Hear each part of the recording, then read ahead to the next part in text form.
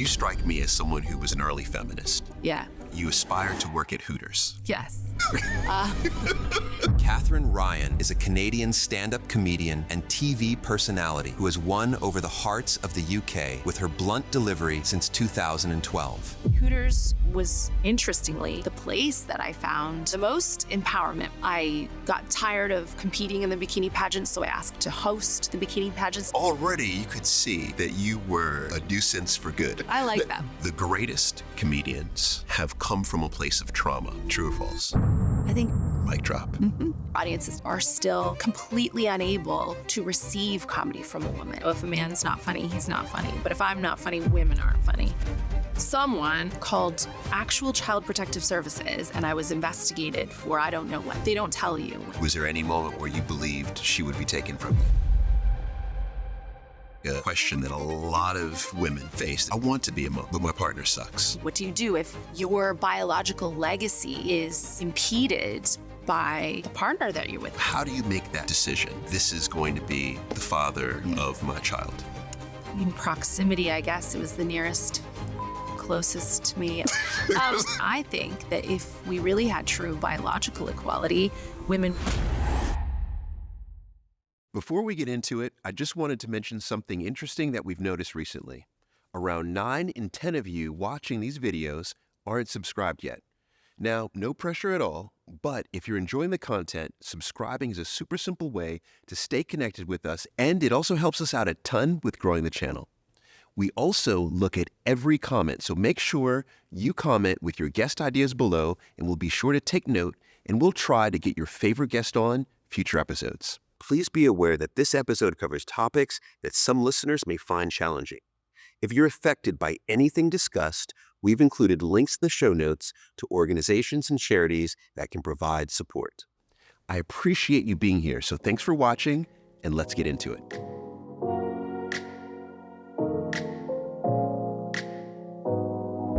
I'm curious about your differences between, say, the UK and Canada. And I think a lot of people think Canada, US, but Canada is different from the US.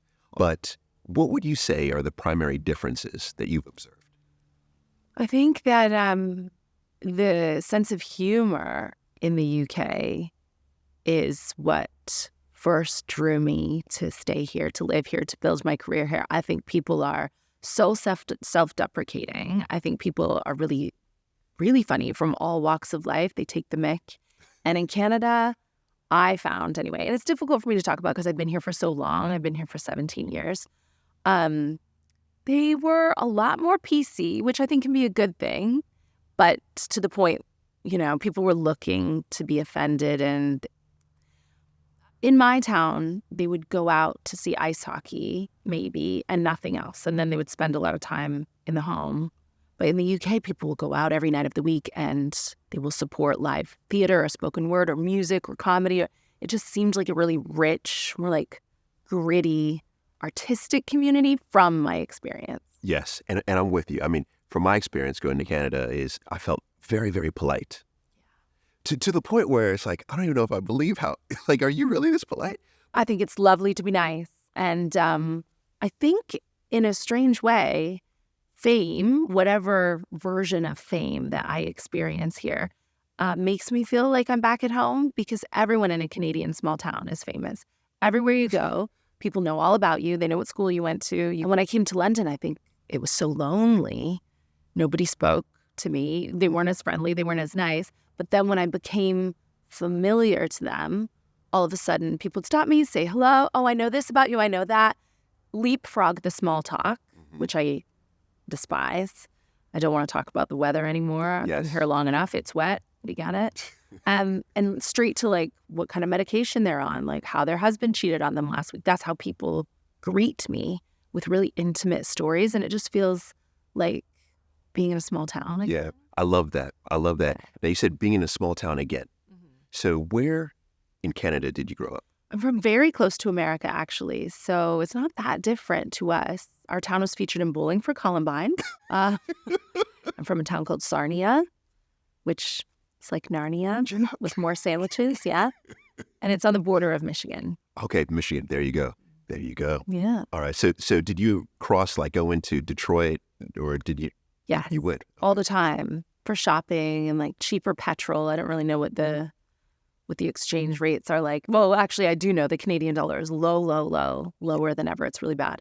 But there was a time when we were doing well, and we'd go over to restaurants that we might not have, or go to like little candy shops and things. And then when I get older, I'd go to concerts. Sarnia is on, well, as all of Canada is Indigenous land, but we still have a big Indigenous population in my town, and they have reserves, and they are also able to have ownership of casinos. I don't really know what the contracts were like.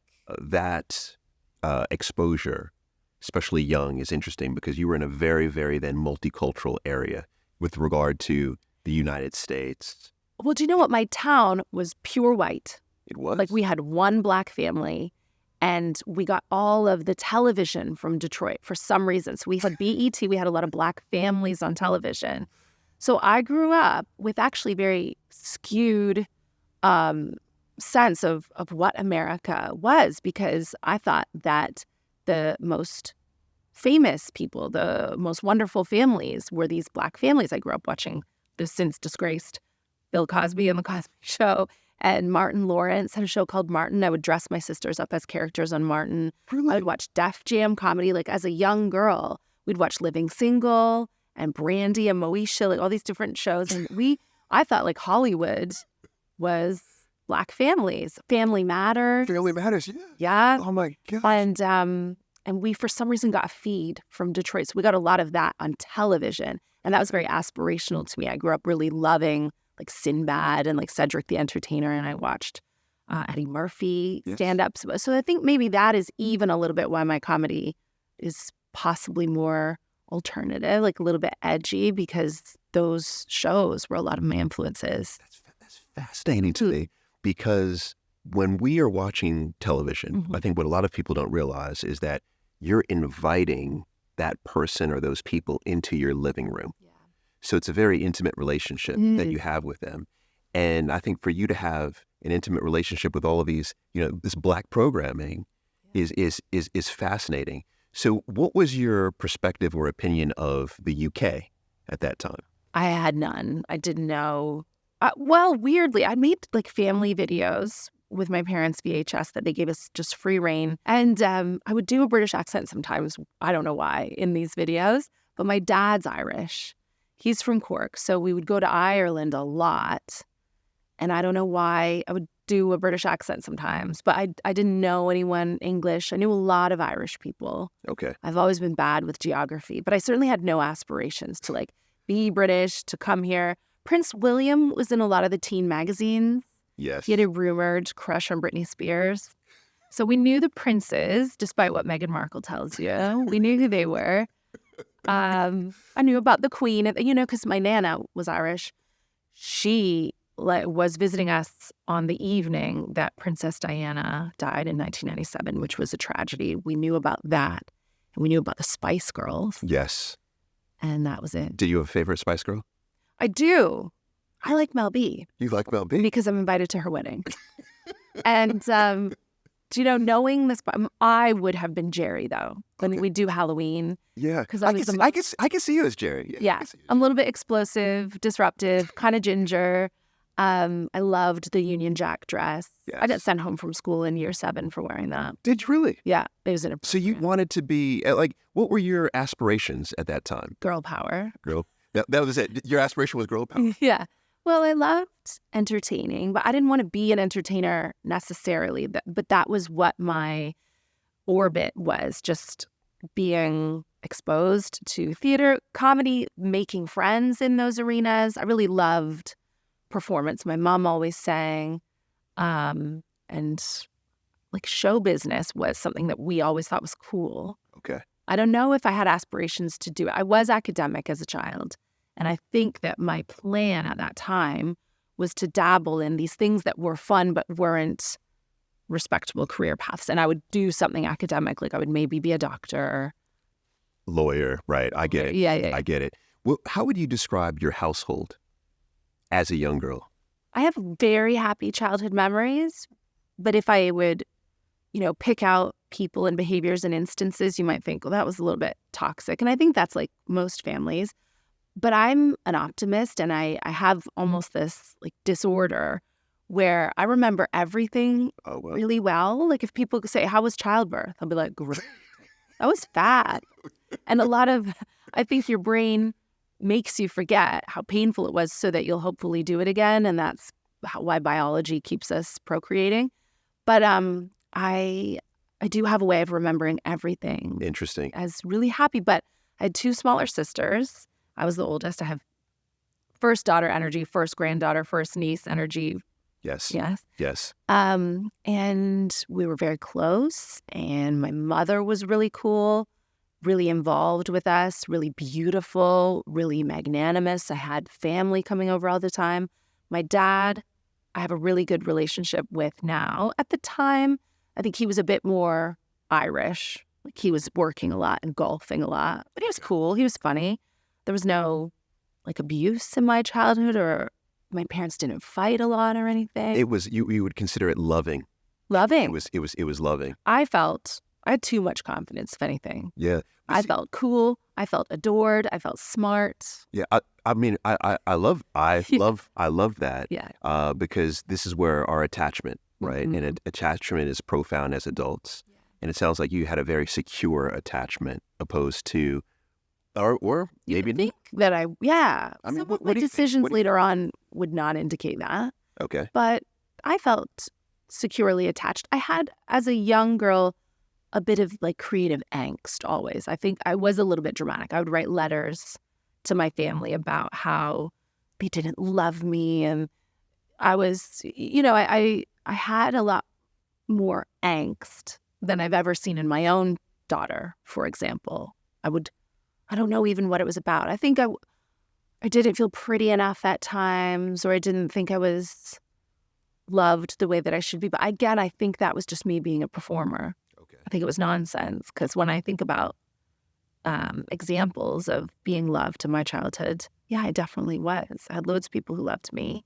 I think that if we had, say, 5 hours to just talk about your childhood, we would begin to unpack behaviors and traits that at the time felt like, okay, this is the way it is. Yeah. But you begin to identify, what, maybe that wasn't the most healthy thing. Mm-hmm. And then begin to think, okay, what impact did that have on me? But overall, when you look back, it sounds like it feels positive and lovely. Yeah. And any impact I'm grateful for, because why unpack it? I have a really wonderful life now. Yes. So love it. Yeah.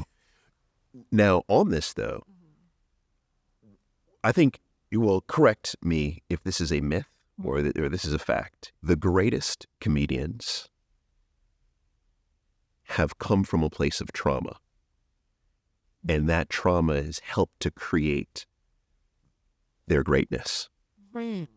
What do you think? True or false? I think looking at Richard Pryor, a lot of the comedians that we revere as the most amazing, yeah, they would have trauma. Especially the boys seem to react to trauma by like becoming this amazing stand-up. But the female comedians, I don't know. All of us, all the ones in the UK that I'm friends with, we had some of us, thinking now some have lost their parents. But I don't know if we get into it for different reasons. We seem less traumatized to me. Okay. You think it's maybe because you're more resilient? We are very resilient. Yeah. Yep. But being born a comedian, and I will say born, that's traumatic in and of itself, because growing up, especially in the 80s and the 90s, if you were a class clown and you were a boy, I think it was rewarded. But if you were a funny girl, it was not rewarded in the same way. Good point. You became an outcast and you became a bit of a misfit and a bit strange. Like, you have to remember, it's the 90s when all those rom-coms were out. The mean girls were the cool girls. I wanted to be Jessica Alba. None of those girls were funny. Right. I wanted to be like uncomplicated and sweet and beautiful. And I wasn't. I was always like, my teeth were a little crazy. I was angular. I would say kind of just explosive things that would split the room. People would just look at me perplexed a lot growing up. I didn't like that about myself. Interesting. And I'm lucky that I wasn't able to totally transform myself into like the cheerleader Hooters waitress that I strived to be. That you strive to be. Yeah, I did for a long time. I thought the best thing, and I was right, by the way, the best thing that you could be was pretty if you wanted a nice life. Okay. And that's just right. That is rewarded in certainly in entertainment. Would Demi Moore have won the Golden Globe without the facelift? I don't know. 62, up there looking 19. Yeah, I mean, she looks Great. pretty good. The alleged facelift. Alleged, yeah, You're pretty good. To your lawyers? So at, let's say, 12, 13, 14, number one for you, you wanted to be pretty. Already I wanted to be not just pretty at 12, sexy at 12. Sexy at 12. Yeah. I was aiming for All Saints. Also, okay, I see it. That's the goal. Did you feel pretty yourself? At 12, no. But I had plans. Plans. Well, I knew that I could pay to alter what I looked like. I already wanted breast implants at 12. 12 you wanted? Well, but then I was cursed with a very glamorous, like traditionally beautiful knockout mother. All the women in my family were actually really pretty. And my sisters, when my younger sisters started getting breasts before me, I was out. If I had had Google, I would have been on the California surgeon's page. I was just thinking, I knew that life was long, hopefully. Yes. And I knew that there would be time for me to emerge from my chrysalis and be a beautiful butterfly. So this is new for me in terms of how, because I've heard you talk about almost the currency that comes with pretty as an adult. But at 12, you had already identified this. I think we see it a lot in girls and young women, even if it's not identified and articulated. There are loads of messages, and they're getting less and less now. I mean, I'm very comfortable with who I am and how I look, and I know that beauty is not my most valuable currency. It's a depreciating asset, especially after 40. And I'm glad that I've come to a place that is more balanced. But certainly at 12, certainly during like the pop princess boom, certainly with images coming from mainstream media. And in my own household, like my mom looked like a centerfold. Okay. And I was like, oh, great. Well, why did you have to marry my dad and give me these big head, long face Irish genes? So you were blaming it on your dad. You're like, look at you. I actually always blamed my mother, and that's how misogyny works. I'd be like, you. And I would say to her, even at 12, I'd be like, couldn't you have slept with an Italian? Because I didn't like being fair-skinned either and having freckles. I would dream that I could take sandpaper and like wash my freckles off with sand. But yeah. And it didn't stop me in my tracks. I was still in a good mood most of the time. I was still fun. I was still funny. I did things, but it was something that I considered a lot. But you were aware. So around that age as well, I understand that your parents divorced. When I was about 14, 15. How do you believe that divorce impacted how you showed up in the world around 15 to say 20 as a young woman? I think that I was helpfully past an age where it would impact me the way it might impact. I'm sure you know the stats on this. I remember when I was leaving my daughter's father, to whom I was never married. I did some research about like, okay, developmentally, what's the worst time to leave your relationship? And I think it was 8 or 5. Okay. But cognitively, kids don't blame themselves, I think, if they're under 2 or they just kind of don't notice. And then 15, I think I was pretty fully formed as a young woman. So I remember being relieved. I was happy for my parents. I knew that they were not a great match, and that's what often happens when you marry young. I think my mom was 22 when she married my dad. And sometimes that works out. I know you married your people. I was like, hold on for a second. That's when no. But you're right. You're right. For many people, it's too young. And they were not well suited, and they didn't fight that often. But I knew my mother confided in me a lot. What I benefited from, I think, in my childhood was 100% honesty, almost to like an autistic degree. I was telling my friend Emily about this incident where the men in my family had been drinking the night before. And I woke up in the morning, and I was only small. I think I was 3 or 4. I have some snapshot memories of being very young. And I must have been that age because there was a high chair in the kitchen. My sisters are not that much younger than I am. And the dishwasher was pushed up against the door leading to the basement. And my mom was very cheerful, very sexy, blonde apron in the kitchen, just like making breakfast. And I remember walking out saying, "Mommy, why is the dishwasher pushed up against the door?" And she said, "Oh, well, the men were fighting last night. They'd had too much to drink, and I just decided to barricade them in the basement. Like, should there be any other incident?" And I was like, And my friend Emily said to me, "That's a crazy, weird story, but isn't it so lovely that you just came from this house of brutal honesty always from age 3? Yes. My mom would tell me something like that, and I wouldn't have been able to conceptualize probably all of it at the time, but I got the gist. Like, oh yeah, the men are fighting and they're locked downstairs. Good idea, Mom. Good idea. Yeah. Yeah. But I think what happens with a lot of children when their parents divorce is it's a complete shock. Oh, They have no really? Absolutely. We've had many guests who have, unfortunately, because it is a complete shock, they blame themselves. And they think, "Oh, I thought you were happy. This entire time you're happy. So the fact that you're breaking it must be because of me." And they hold that shame until they're adults. And so it sounds like, because you were happy when your parents broke up, that you were aware that they no longer wanted to be in a relationship. Well, my mom didn't. I think my dad was from that religious, traditional background where I think he saw it as a real shameful failure and a knock on his pride, certainly. So he was very angry about it. And then they had a really messy divorce after that because he remained angry. Okay. And he's totally stonewalled. He just never spoke to my mom again. He moved out and never spoke to my mom again. Ever. And that meant that I had to become the mediator in many ways. I had to have control over my sister's passports if we ever went to Ireland with my dad, and I had to relay messages back and forth. And he would slag my mom off a ton, which I understand now. I forgive people for their humanity, and I know my dad was hurt, and I understand where he was coming from now. And I think if he had the language to, he would probably apologize for having behaved that way and see the toxicity in it maybe now. We have a really good relationship now. And the other benefit was that I didn't have a great relationship with my dad before the divorce because I was very much team mom.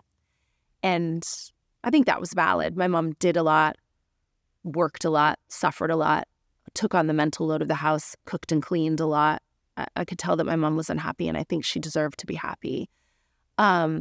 But when my dad was no longer in the home, then he had to really harvest a relationship with my sisters and with me. And he didn't take us for granted as like features of the house anymore. He had to individually take us out and get to know us. And he was always a good dad, but then he really became a great dad. And my dad is someone who's excellent in a crisis. He's the kind of dad who'll pick anybody up from the airport. If anything goes wrong for anyone, then I think my dad is a very soft place to land. And the privilege of growing up, whatever struggles I had as a young woman or in relationships or anything else, I have never discounted the privilege of having that safety net that I know a lot of other people don't have. Absolutely. Especially when parents split. Because unfortunately what happens to so many people is that you then become estranged with one of the parents because you've had to essentially decide who you want to side with. Oh, you have to date your parents. You have to date your parents. Yeah, you have to take them out to dinner individually and spend time with the people. And then I was dating my dad all the time, going out to dinner with him. And then waitresses would come over and assume that I was his girlfriend from about the age of 19, 20. And I was like, we look shockingly alike. Just like I'm from a very niche escort agency. Like I'm not my dad's girlfriend, but men my dad's age. Oh, wow. So I have girlfriends who are...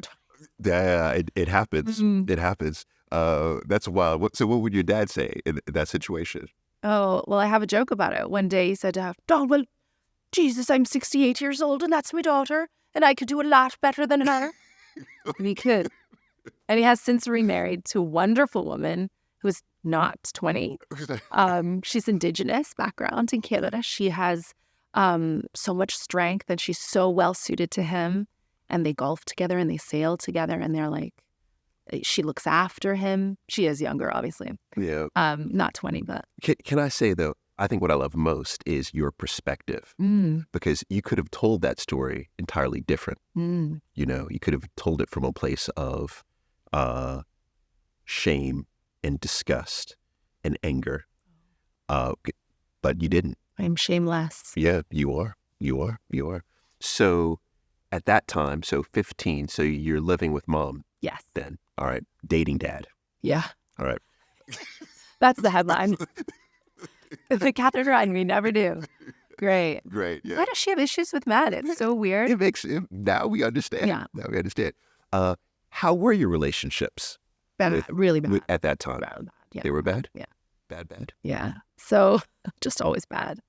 I have kind of 1.5 exes in my life who are really successful now. And I admire their ascent. And I'm very good friends with one of them. And I'm so pleased and proud of him. And I see it as a reflection of myself. I go, oh, I finally learned. And I dated someone who was like not criminally insane. But before that, criminally insane. Criminally insane. Yeah. So bad. I think so. Like, I mean, I was never murdered, but I feel like at times that was on the table. Yeah. Yeah. Like I dated so I think, looking back, I don't think I was getting enough stimulation. And so I sought out these very unpredictable, explosive, tortured, maybe very helpless men who needed me to step in and be a hero and rescue them, and then also be vigilant around them and figure them out. Like, I think that I got some type of endorphins from managing these like very broken men, I think, probably. You think? And do you feel like you sought them out, or do you feel like you just allowed them into your life? Well, I mean, what they have in common is me. So I'm probably responsible through, unconsciously doing it, or otherwise I probably sought them out. But then I also believe that what you seek, you shall find. So I already had a narrative by the time I started dating that men were unpredictable and that they could be very dangerous and that they were to be feared. Interesting. And so I think I sought out men who were scary. Where did that narrative come from? I mean, again, my dad was cool. My dad wasn't perfect, but he was fine. And he didn't even drink that much. My dad and I have the same alcohol tolerance where like sometimes he would be a bit drunk, but like marry and fall right asleep. And that would be like 2 Guinnesses. He can't do it. But the men in my extended family drank like whiskey and a lot of it. And they would stay awake forever and chat and then get dark. And then a switch would flip where they would just be not they would physically assault each other, but not the women that I knew of, certainly not me, but they would verbally be very abusive. Like even when I was a child, they would like call me on the phone drunk, ask to speak to me, and then like tell me like expletives that I can't repeat on your show. And the funny thing about that was I loved them and I saw their many good qualities too. These were men who, sober, were really loving and really funny and really talented and really successful and really gregarious. Everybody loved them. So I had complex relationships with these early men in my life who were supposed to love and protect me. I knew that I had to, and all the women in my family exercised vigilance, Yes. assessment, Yes. empathy, Yes.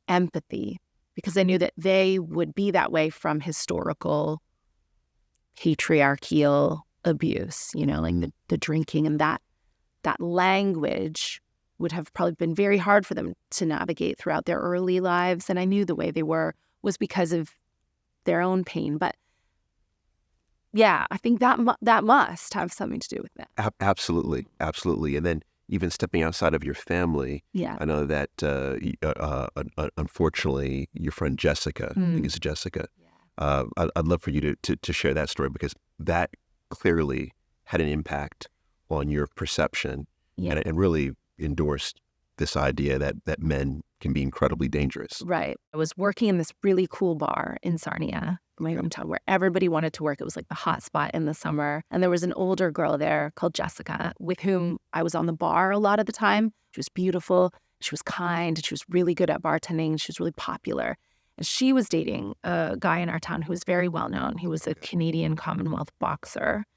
And everybody, this is the other thing. These men who did bad things, I always saw the good side of them too. He wasn't this masked stranger. He was a really popular, lovable guy in our town who had problems, but he was, again, funny, really popular, really good looking. The fact that I knew her and he knew me, like, made me feel cool because I was younger. Sure. You know, Sure. He's a boxer too. He was It's cool. high status. Yeah, high status, for sure. And they had problems in their relationship. There was abuse in their relationship, and she would talk a lot about it at work. So I knew what was going on. And they split up. Okay. And that is when a woman is statistically most vulnerable to, succumbing to domestic homicide, unfortunately. And he lured her to a place to give her back a car radio or something. And then he murdered her in her car, and, like, in a really gruesome way, like stabbed her 52 times and let her just bleed to death in the car, and then made it all about himself, like pretended that he also wanted to end his life and went and got help from a neighbor. And it was this shocking story in the town. I think it hit everyone in a small town, even if you weren't her best friend. It was just so unexpected at first. And I was expecting her to come to work that day. It had happened in the early hours the night before, and she didn't show up for work. And that was very rare. And I was like, well, where's Jessica? We didn't have mobile phones at that time, or else I didn't. And we got a call on the restaurant phone, and it was from my best friend. Oh, wow. Because news travels fast in a small town. And she said, Jessica's dead. Like, the first thing she said to me on the phone. And I went, what do you mean? And I thought it was like a colloquialism, like, so-and-so's dead. Like, what did she do? And she said, no, Jeremy killed her. And then I think I just felt faint, pale, must have. And I said to my manager, I think my friend said Jessica's dead. And within minutes, like, it's just the network of a small town. Police were in the restaurant questioning people who'd been with her the night before. Like, people started crying, like, people started coming in. And I just thought it was the end of the world. I thought, this horrible thing has happened. How could this happen? And eventually we were able to go home. I went home a bit early because I was so upset. And I said to my mom, like, you've heard obviously what's happened. Oh my gosh, there are going to be movies made about this. And it's the crazy. And then my mom just kind of was like, no, that happens all the time. Actually, it happens like 3 times a week. And I was like, what? And my mom said, yeah, sometimes when you leave them, they'll kill you. And I was like, what? And she was my mom had sympathy and was very sad herself, of course, about the situation. But my mom was just like so nonchalant in a way that, like, at a cold way of acceptance. And I just internalized that for some reason. I think because I was 19, Yes. it just wrote on the canvas of who I am. And you can rationalize it, or you can understand that, statistically that does happen, but it's not going to happen to you. But I think I lived the rest of my life just knowing, like, oh, they will kill you. Yeah. Your mother giving you those facts at 19 was, I think, such a blessing for you. I don't know. Because, and the reason why I say that in particular is because it wasn't until doing the research for you coming in that I started to thoroughly investigate femicide. Because that's exactly what this is, Yeah. right? And I didn't realize that it literally is, to this day, in the UK, it is 2 to 3 women every week who are killed, Yeah. most likely by a partner, family member, etc. But I did not know this. To your point, it then informed your perspective of life, but of men. It really did. And I shouldn't have been reading my mom's diary, but I am a detective. So she kept a diary when she and my dad were splitting, and she would write in the diary that she was afraid of the same thing, even though that was without perhaps just cause. And I think that's the gaslighting. Like, I feel physically like a little bit, it is like a central nervous system reaction, even telling that story about Jessica, that I feel like uneasy. And in every relationship that I've wanted to end, I've been like, oh, you can't, just in case. And then you tell yourself like, oh, that's stupid, Katherine. My mom later said to me, and we've always joked, I think we find the lightness in dark. I would say, well, I can't leave because what if he reacts badly? What if he kills himself? What if he kills me? And my mom would go, oh, relax, Katherine. No one wants to kill you. Like, who do you think you are? But it was like a joke. Yes. But I think we say that to ourselves, like, oh, you don't have a right to feel this fear. But I think it's a very communal fear. It's a very tribal fear of like, I feel it, not just for myself, but I think I feel it for women all the time. It vibrates in me as this like, you don't know why. No one has like, investing, but I'm curious then. So in past relationships, then you have stayed. Yeah. Sounds like you've stayed specifically because you feared being killed. Maybe not even explicitly being killed, but I've certainly stayed because I feared an unknown outcome, an aggressive or violent or unpredictable negative outcome. Wow. And this is the thing, I think. There are so many allies, wonderful men all over the world. I know that I'm married to one now, thankfully, and I've only heard good things about you. But I think that men seem to respond in anger when we tell them we're afraid. They go, well, why would you be afraid of me? And we're like, well, it's because we, in a heteronormative relationship, choose to share our life, to lay next to someone every night who could kill us at any point with their bare hands. My husband is a very gentle man. He is not aggressive in any way, though he has that in him. He has fought intruders, armed intruders in our home. He was a footballer, like he played sports. He tackles. He's been in fights in his youth. I have never even struck one of my sisters in anger. Like, we don't have that same capability, generally speaking, for any physical retaliation. Yes.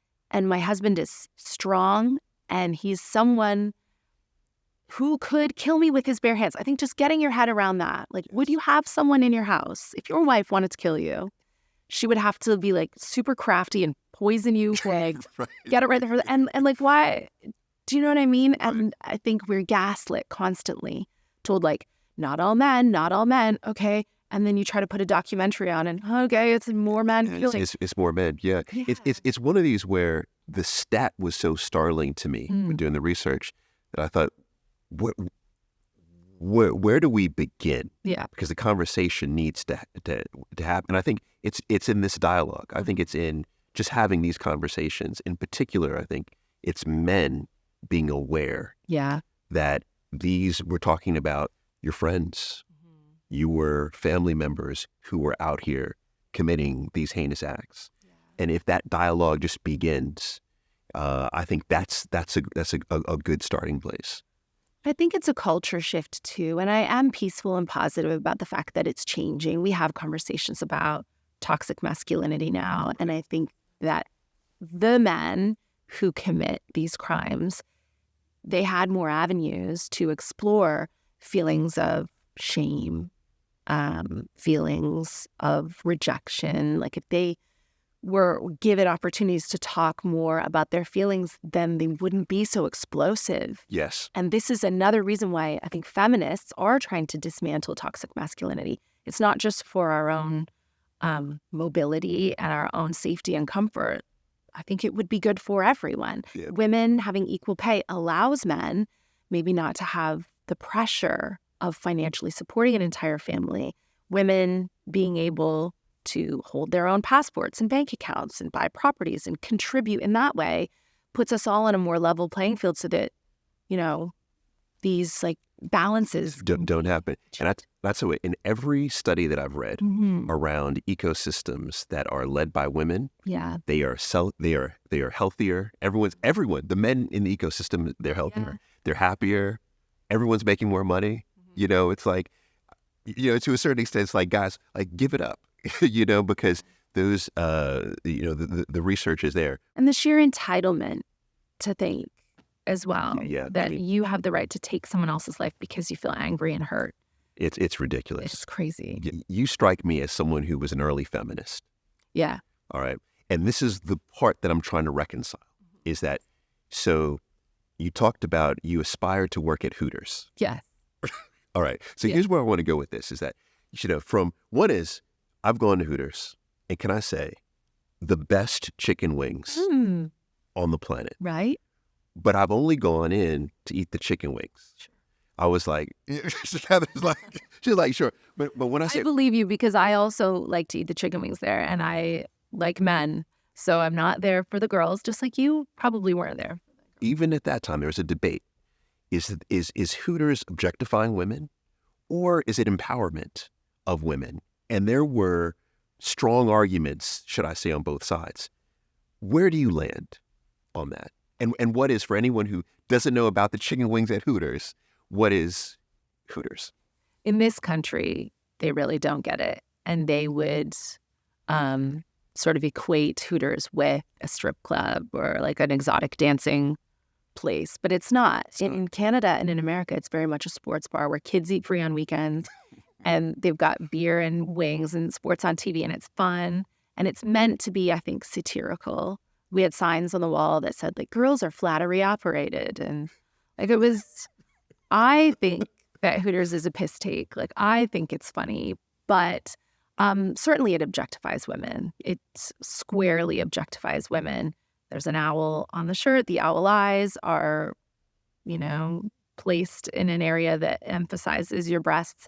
The shorts are really short. That was more of it than the boobs, actually, because when I worked there, I didn't have breast implants.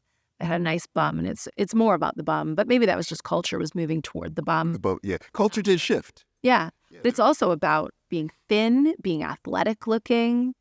Whenever we had meetings about just, jumpstart meetings, we'd call them. We'd talk about what we had out of stock, what we needed to do in the restaurant. But there would be conversations about staying thin and our bodies and looking athletic. Interesting. We'd hula hoop if we had free time, like in the restaurant. Are you serious? Yeah. We'd caddy golf tournaments. There's a bikini pageant at the end of every year. It objectifies women, yes. Okay. But I think it's women who can find empowerment in any situation, even one that objectifies them. Fair. Like some women obviously don't mind being objectified. At that time, I wanted to be objectified because, again, even as a young, ham-fisted feminist, I didn't know exactly what it meant. I knew that I wanted to be successful and I wanted to make choices and have autonomy and I wanted to have power. I wanted to have all the opportunities that boys had. I knew that. But I wanted to be liked. And to be liked, I felt that I had to be pretty and uncomplicated. And Hooters was, interestingly, the place that I found kind of the most empowerment for myself, but it was through trial and error. I would get in trouble for the things that I said.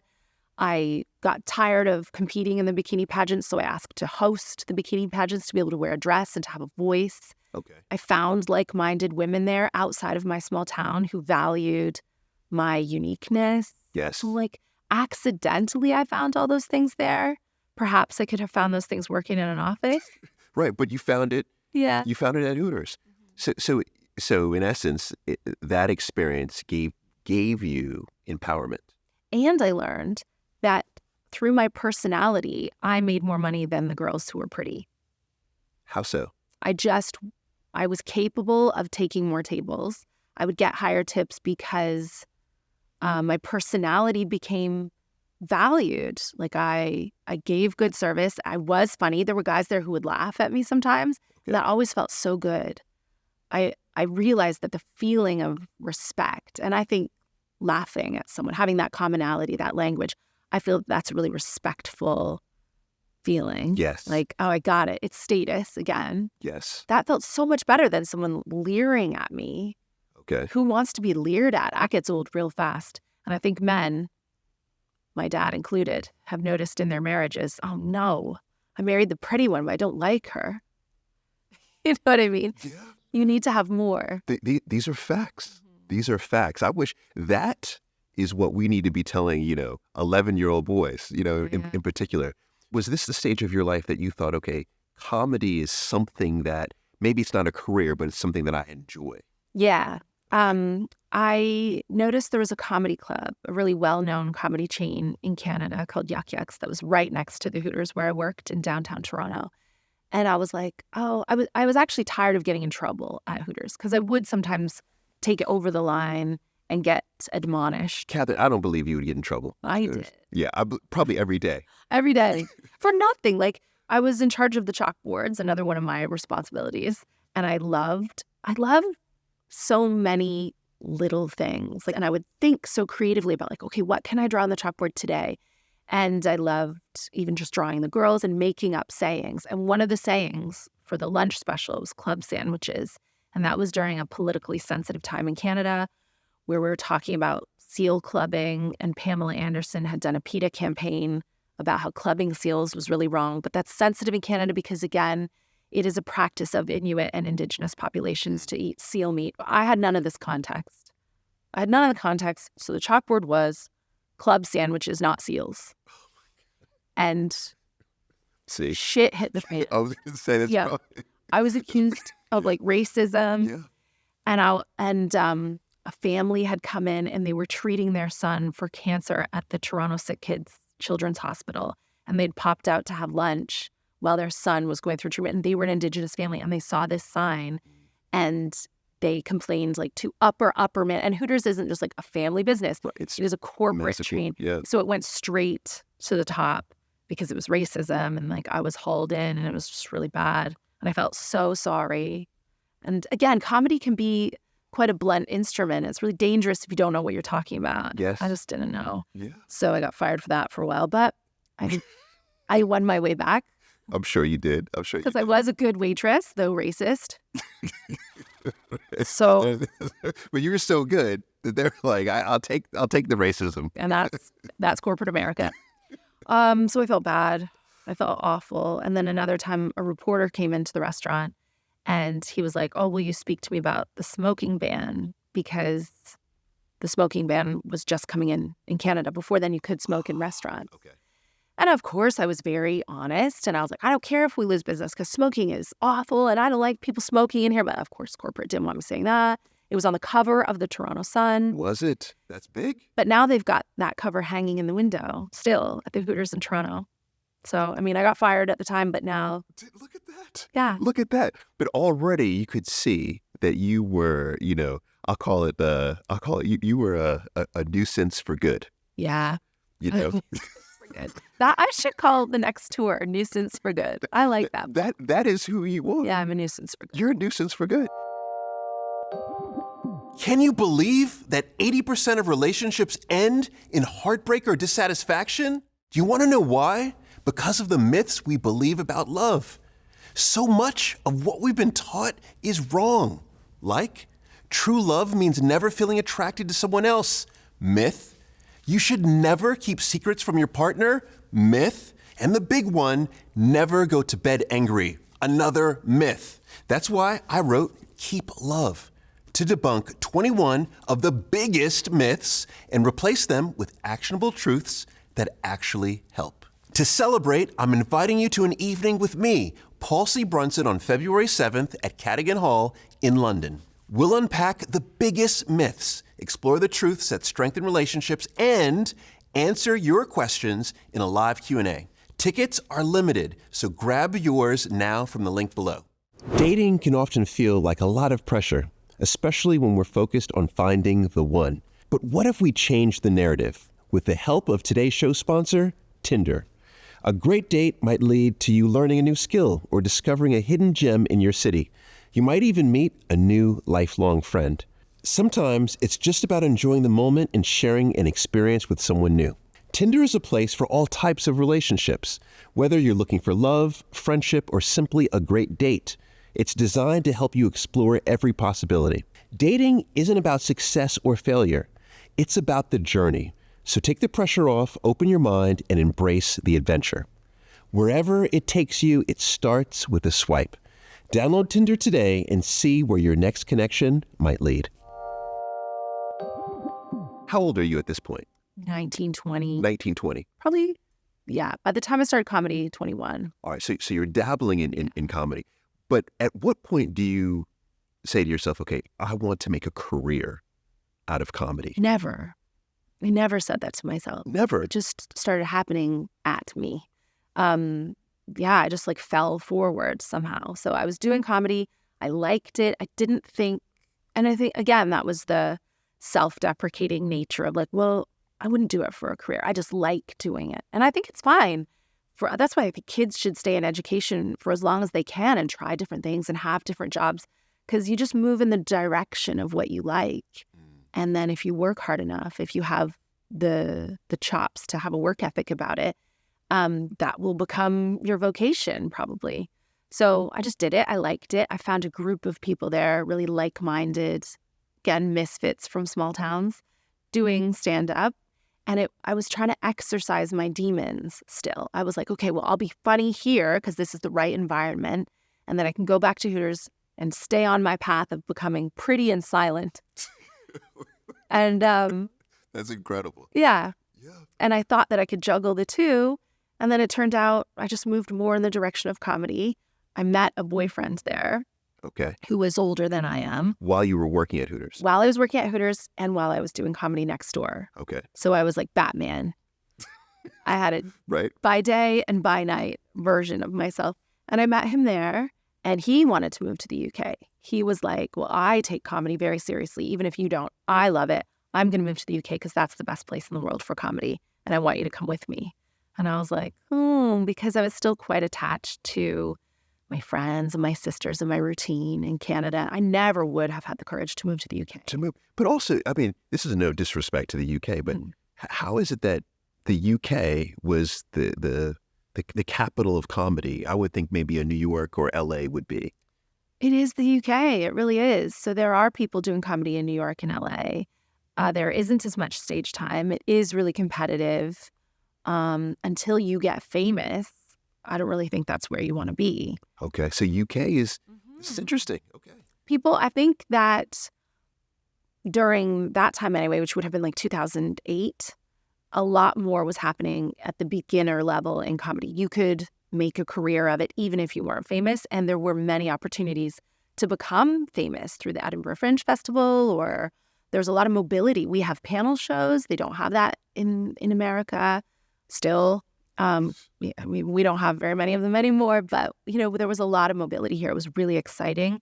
And there was kind of a voice in comedy in Canada at that time that was like the farmer. It was like, I hate my wife and I drink too much. And I was very alternative on the comedy scene in Canada. I would not have played well in the small towns in Winnipeg. It would have been like the same reactions that I grew up with in Sarnia if I had tried to tour in Canada. I follow you. And I sort of fell into the voice of Canadian comedy at that time. I was like, well, I'm a dumb slut then, if that's going to make you laugh. And I was edgy without understanding how to be edgy. I was trying to emulate what I saw being something that worked on a stage in Canada. I was just really offensive. I don't know what I was talking about. I was really bad. Right. It sounds like, at that point you had no necessarily, like you didn't have your inner comedy voice, right? I did. You did. And it would glimmer out every once in a while. Okay. But I would get loads of advice from either my boyfriend or like male comedians or bookers who would be like, don't dress like that. Audiences don't want to see you in a dress. And don't say that. Like, we don't care about women's issues. And that's really alternative. And that's never going to work. Or you get feedback from the audience. I would do the stuff that I thought was funny, which I think I would describe as like kind of quirky feminist pop culture stuff. And audiences would just stare back at me, so I just wouldn't do it again. I go, oh, okay, message received. Can we spend a second on the dress? Why would they tell you not to wear a dress?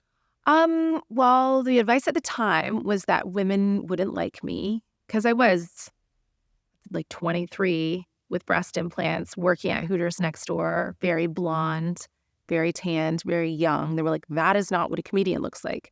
A comedian in Canada has like a plaid shirt on, a beard, a baseball hat, is an overweight man who smokes weed and hates his wife. Like,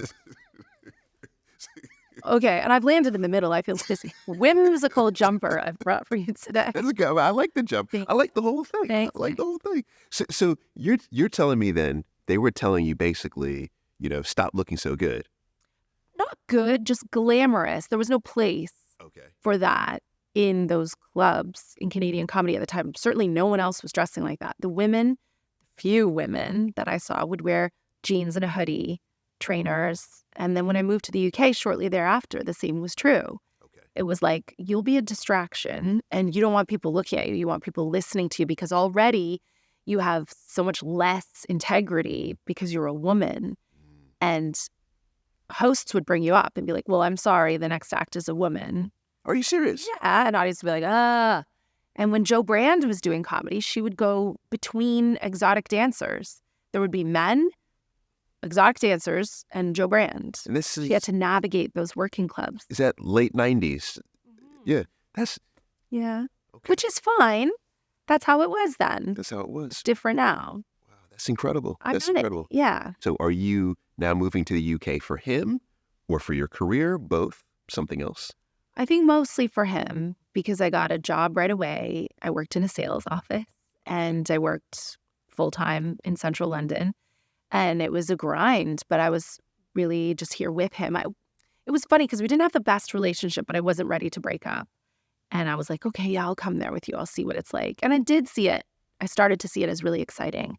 As soon as I got here, I was like, oh, I felt like a citizen of the world. I felt really anonymous and like I could do anything. I could be anything here. And I thought, oh, how much fun is it to just move countries? I felt very grown up. Did you? To be living with my boyfriend in a different country. And our relationship was not perfect, but it had its moments where it was good. All right, fair. So if we're just going down the track of your career, all right, so you're here, you're working in a sales office. Yeah. At what point do you feel like you have hit your, I'll call your launch pad for your comedy career? Well, I was really invigorated by the other comedians that I saw here. So I started going to comedy clubs, doing open mics myself for fun. Again, it was always a hobby to me. It was always fun. He was going to comedy clubs a lot. I would go with him. Sometimes I'd get on the bill. Most often I wouldn't. I certainly wasn't being paid to do comedy here. And there were new act competitions that you could sign up for. And there were female exclusive new act competitions that you could sign up for. Okay. And I thought, oh my gosh, you have enough female comedians to make a whole contest. And so I did a few of those really just socially, like to make friends. And I met people right away, like Joe Lycett, who's really successful now. I'm sure you know. Yes. Sarah Pascoe I met right away. Roisin Connolly. Joel Dommett even I started with. Oh, did you? With Joel? Okay. Ramesh, John Walsh, Josh Whitcomb I started with, Rob Beckett. Okay. It was a really good class. Like if you look at your graduating class, like the class of 2008 was really cool. Yeah, that's an incredible class right there. And there are more that I could name. I'm just leaving them out out of spite. Yeah, like I'm leaving them out intentionally. Yeah. Tiff Stevenson we started with too, who's great. Mike Wozniak. Yes. So many great people in those early competitions. And then I won some of them. I came runner-up where I won, the ladies one.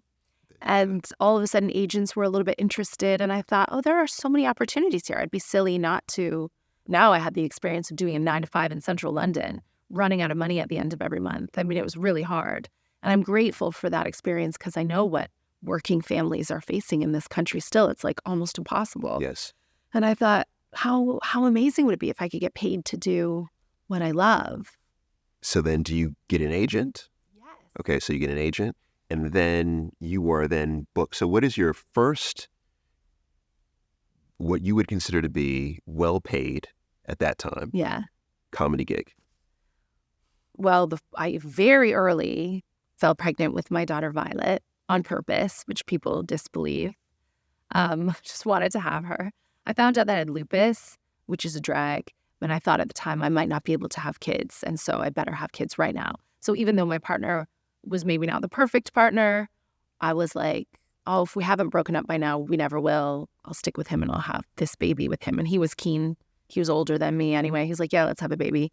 Maybe men don't think these things through as much. And so I had my daughter. So that was a little bit of an obstacle early in my career. Before I was getting paid, I was already a mom to like a very young baby. So before you would say you started your proper comedy career, you had a baby. Yeah.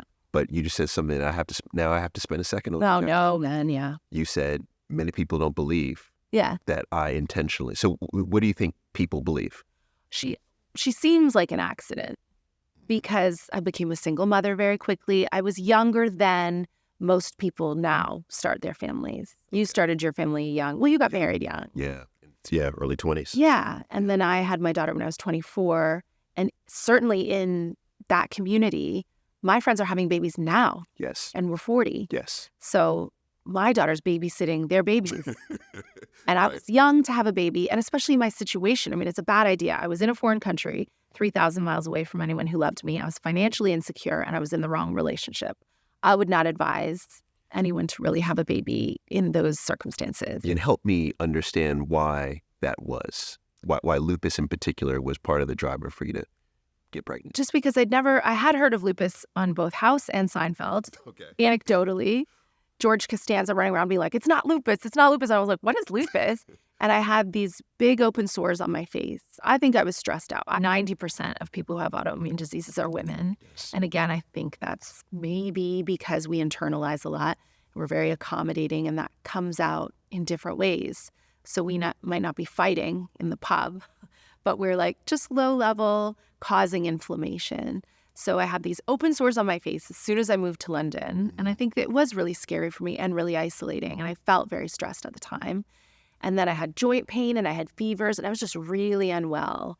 Okay. And I thought, how can I exploit the NHS? Now I finally was diagnosed with this autoimmune disease. And when I found out what it was, I mean, you should never Google anything that you have. It's usually not as severe as it looks, but it looked like infertility was one of the complications, and that if I went on this medication, which I'm still on today, that you go blind and that you could die and then you might have a kidney transplant like we know Selena Gomez has had now, and all these terrible things can happen. Yes. A lot of pictures of Seal. I was like, what is happening?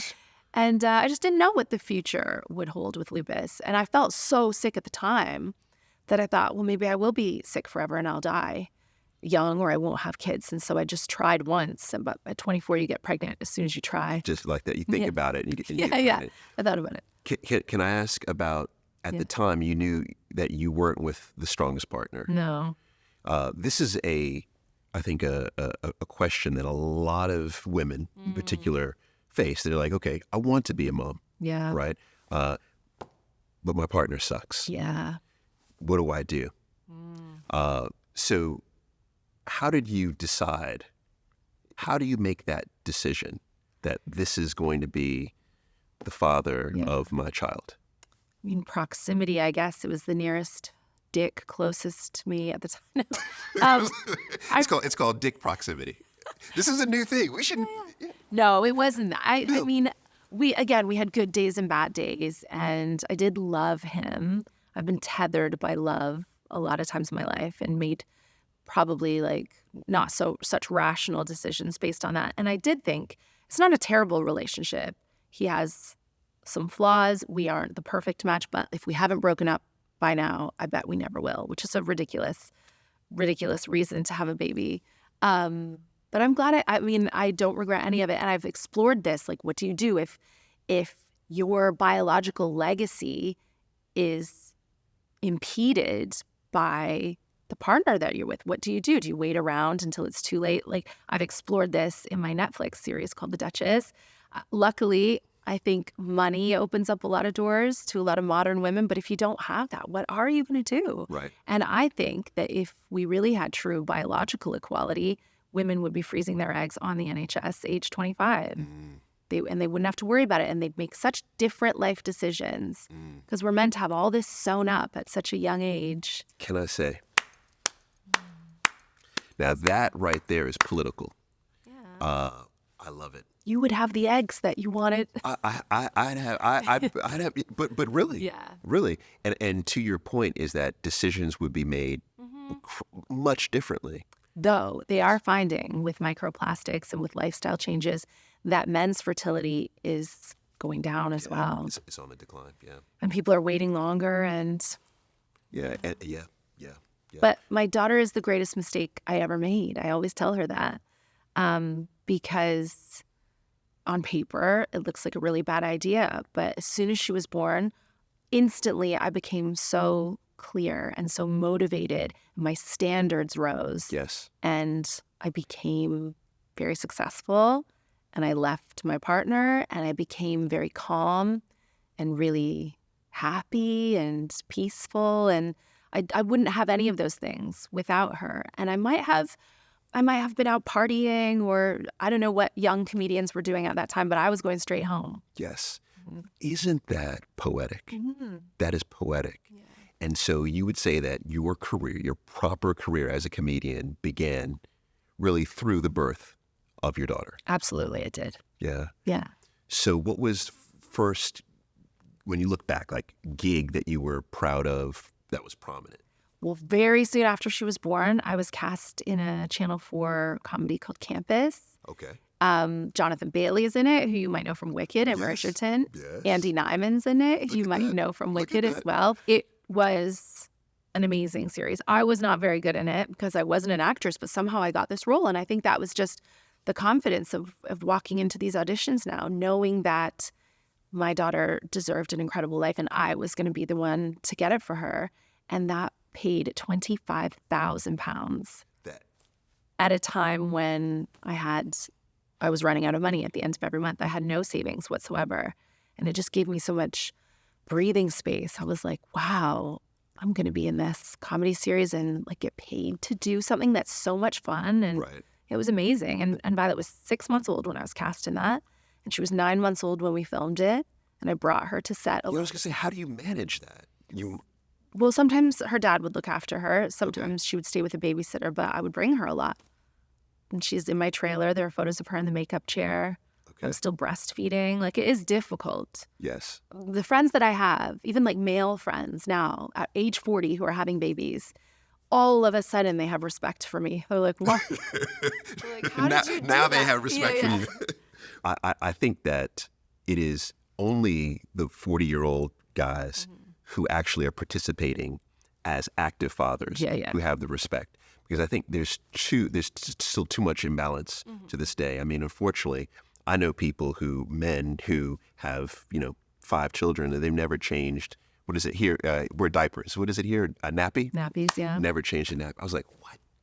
You never let me take the father card. Like, it's absurd.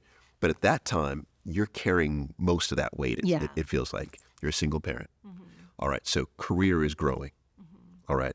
Do you think this is my career? My career is now. I'm a comedian and actress. Yes. As soon as my daughter was born, I believed that I could do it. That was it. Okay. All right. So do you begin touring around this time or no? I didn't tour until I was on television. So I would do the Edinburgh Fringe Festival, which is a great way to get your start in comedy. I would gig a lot.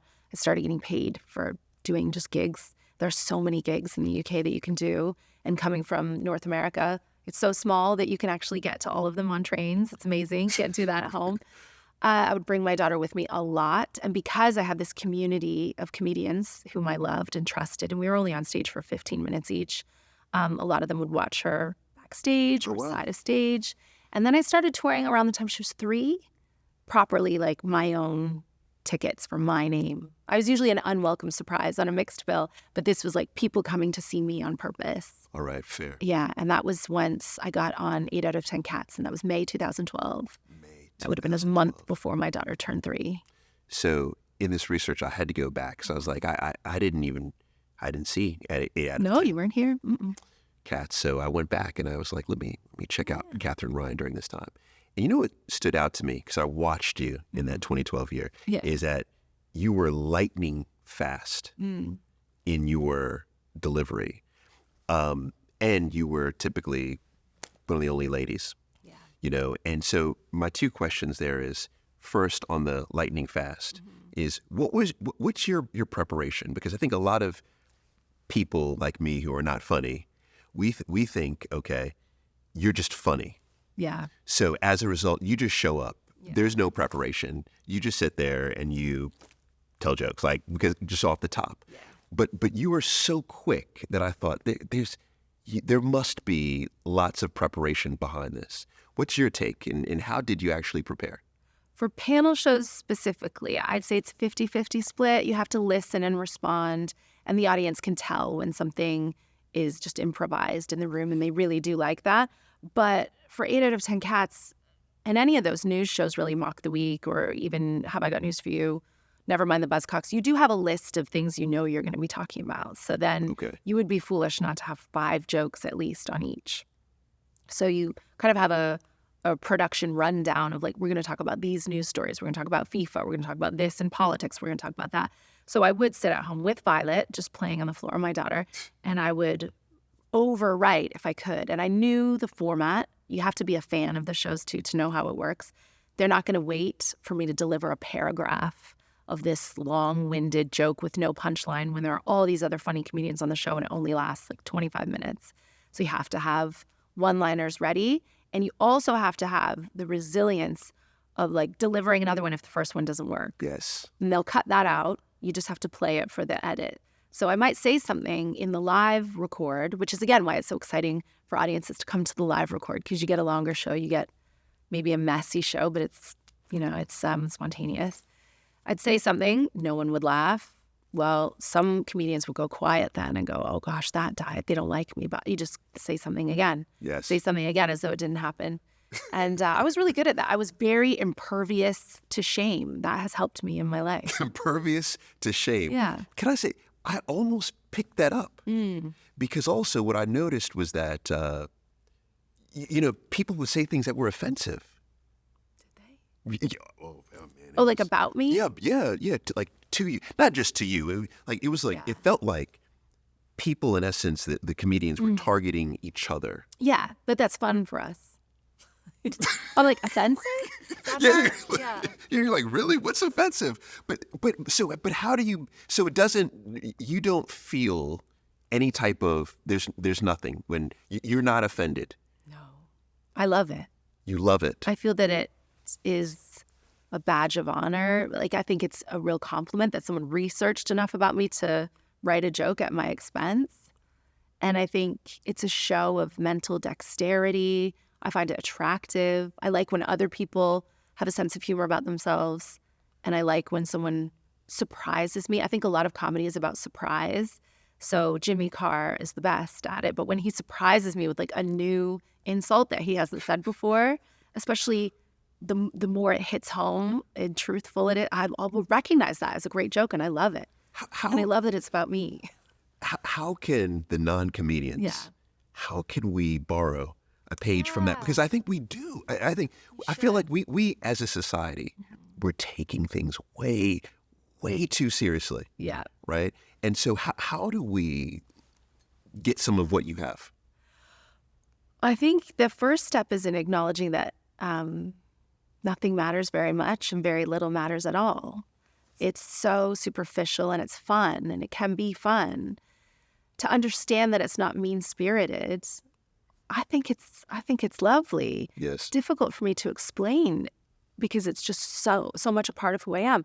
I think everyone can feel when something is bullying or when something's mean-spirited and when it's not. I don't play sports, but guys on like the basketball court don't take things personally, do they? Right. They get competitive, but they probably would say after the game, their friends, they've been on other teams, they go, that was an amazing jump shot. Right. Is that the word? Yeah, right. That sounded good. You sound like you know what you're talking about. Yeah. It's just people showing off, like doing their tricks. Yes. And to involve you in the trick, it's a language of love.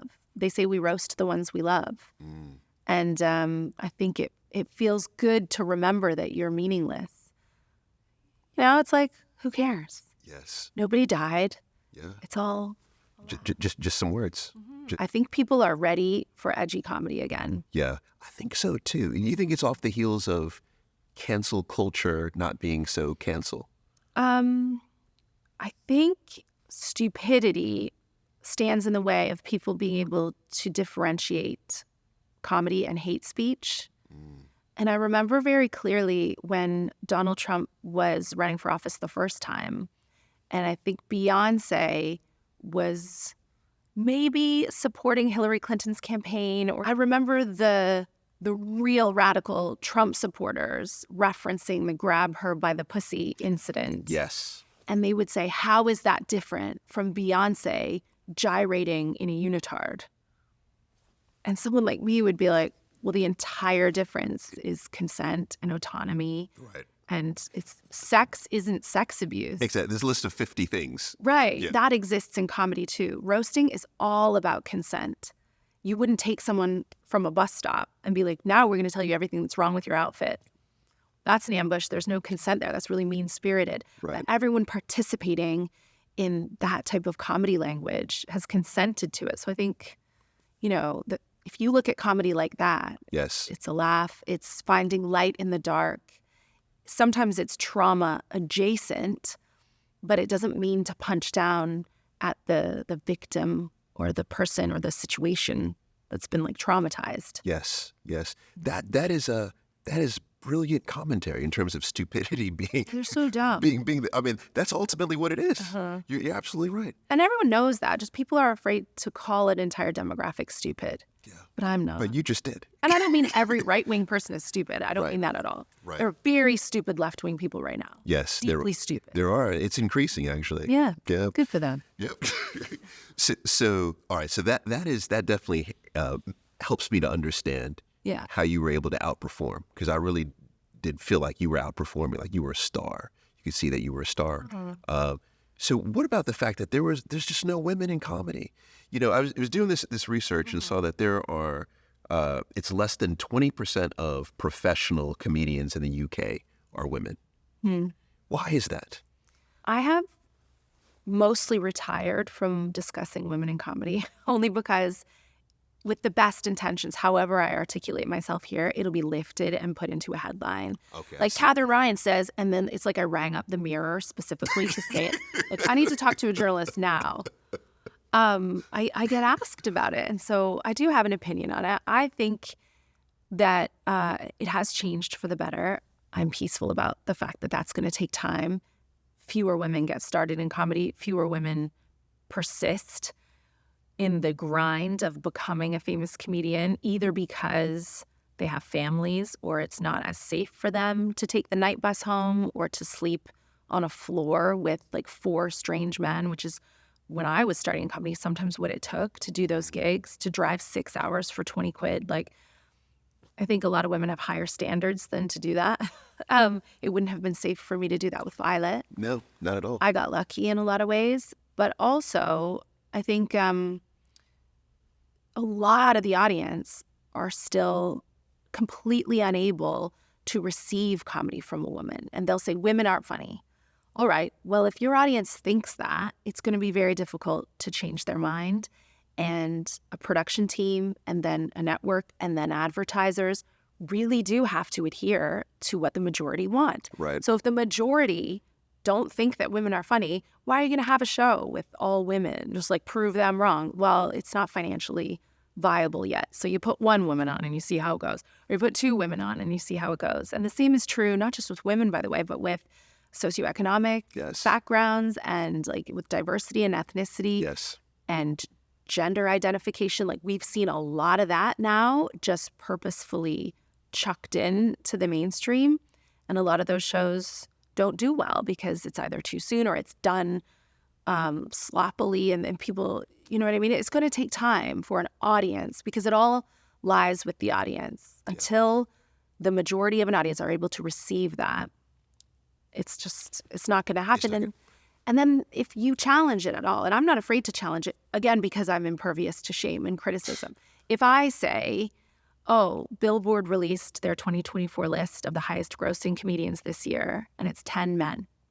If I comment on that at all, then the hatred and the discrediting that fills the comments and the insults, they always do the same thing. They'll go for you. They'll go, well, you could be on that list. Women are funny, but you're not funny. And also you're ugly. And also you're fat. And also you're crazy. And it's like, all right, which women have you been to see then this year? Did you go to a Nikki Glaser tour this year? Have you been to see Whoopi Goldberg? Did you see Joan Rivers when she was touring? Like, you just, you set yourself up as a target, which I do because I really don't mind. But women's minds need to be changed too. It's not just men. Women are, I think, the worst offenders for saying, well, I don't think women are funny. Really? Yeah. And they'll say, oh, well, women just talk about really niche women's issues. Well, I looked at the list of the top grossing comedians in the U.S., and they're making like $60 million a year. grossing from tours. Okay. This isn't who's the funniest. Right. Just Who's selling the most. who's selling most. The top spot is this American man, and I don't even know him, but he's doing very well. He's very funny, but he bills himself. Nate Bargatze is his name.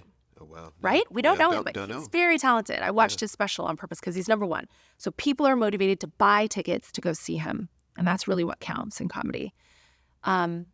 He bills himself as a husband and father. That's the first two things about him. Husband, father.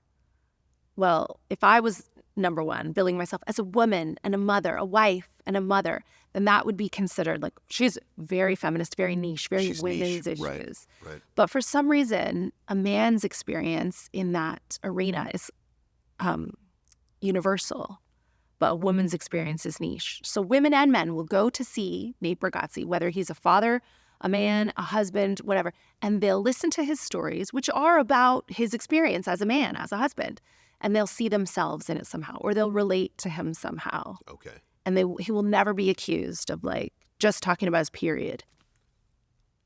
Yeah, it's this is where I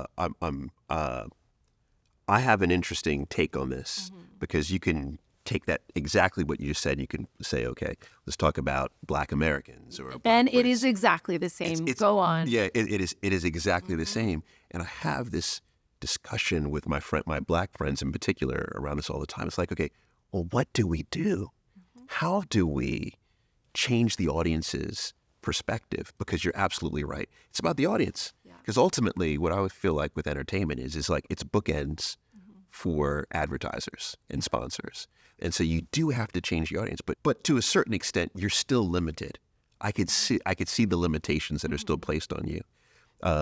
How do you go out and change the perspective of the audience? Like, how do you do it? Yeah. Katherine, tell us, how do you do it? What's the answer? It's a lot of responsibility when you're put on a pedestal. You represent your entire demographic because on a comedy show, if a man's not funny, he's not funny. But if I'm not funny, women aren't funny. Right. And I love what you said about that because I think, yes, the white experience is universal and mainstream, and then anything else is urban. Yes. Or is like, we even have a Black comedy circuit in this country. I think there's not a lot we can do, but keep on keeping on.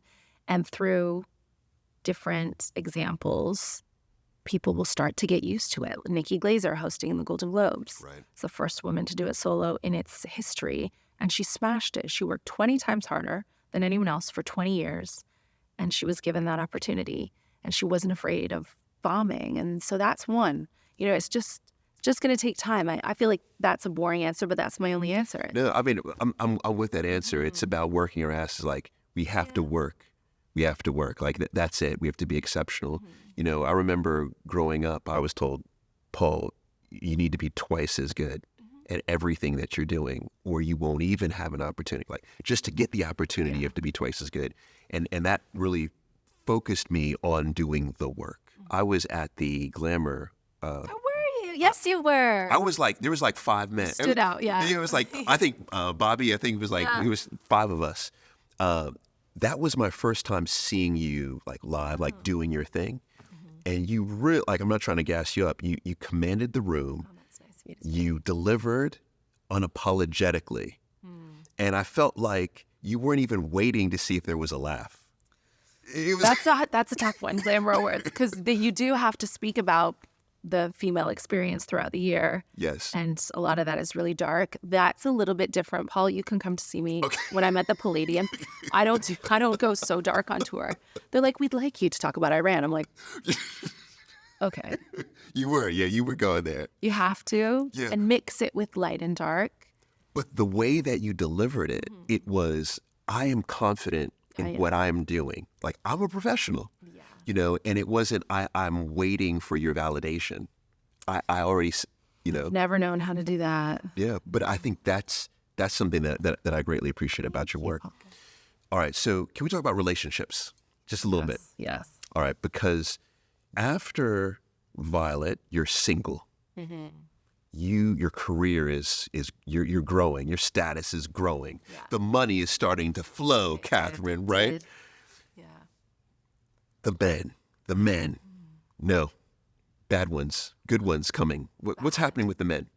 Well, in my work, I always try to sprinkle in like more men than there really were, because I feel like that blurs who I'm talking about, and I never want to, invade their privacy, because I don't want anyone guessing like which one's she talking about. So Okay.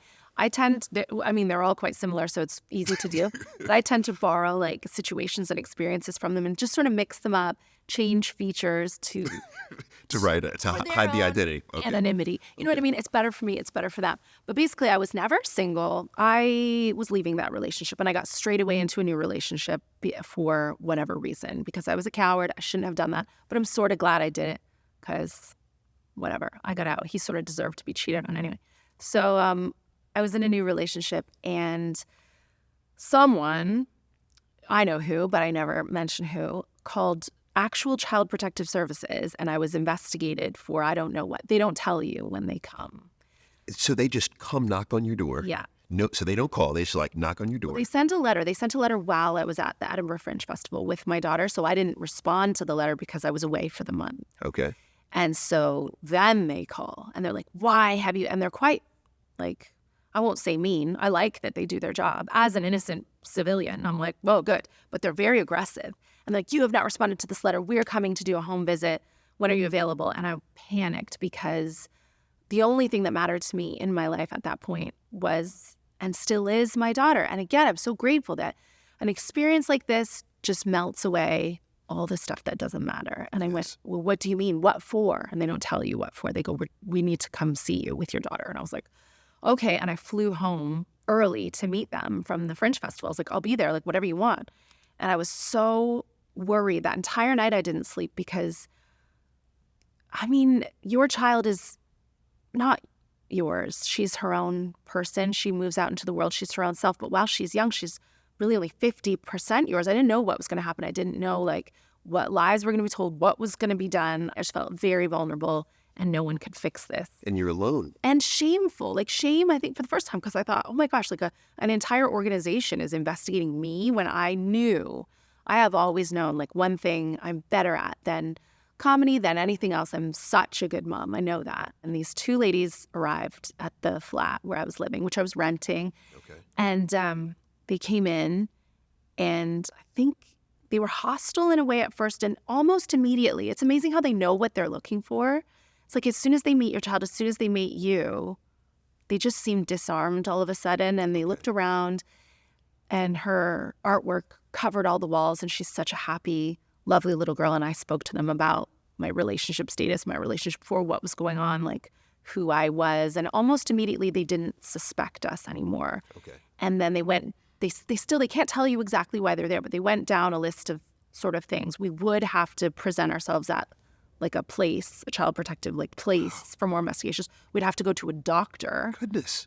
I don't know what they wanted to do with her. Like she would have to see a nurse. They would have to do all these things. And it just makes you feel really dirty. But all the while I was happy that they were there. I'm happy that this is the job that they do, because there will be vulnerable children who are being abused or whatever.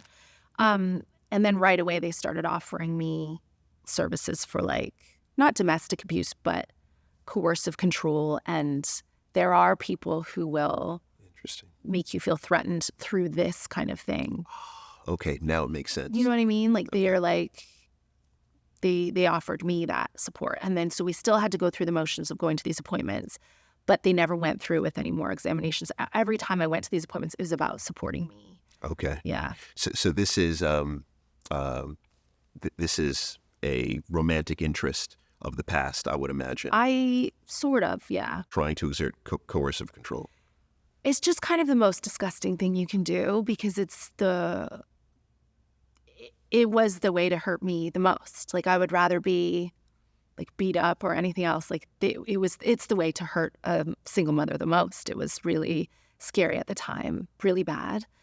But again, I knew that my daughter was well looked after. But there's always a question in your head, like, what if someone doesn't believe that? Exactly. And not even for me, like, what happens to her then? Where does she go? Like, what's going to happen next? Even a 1% chance of having your child taken away is too much. Right.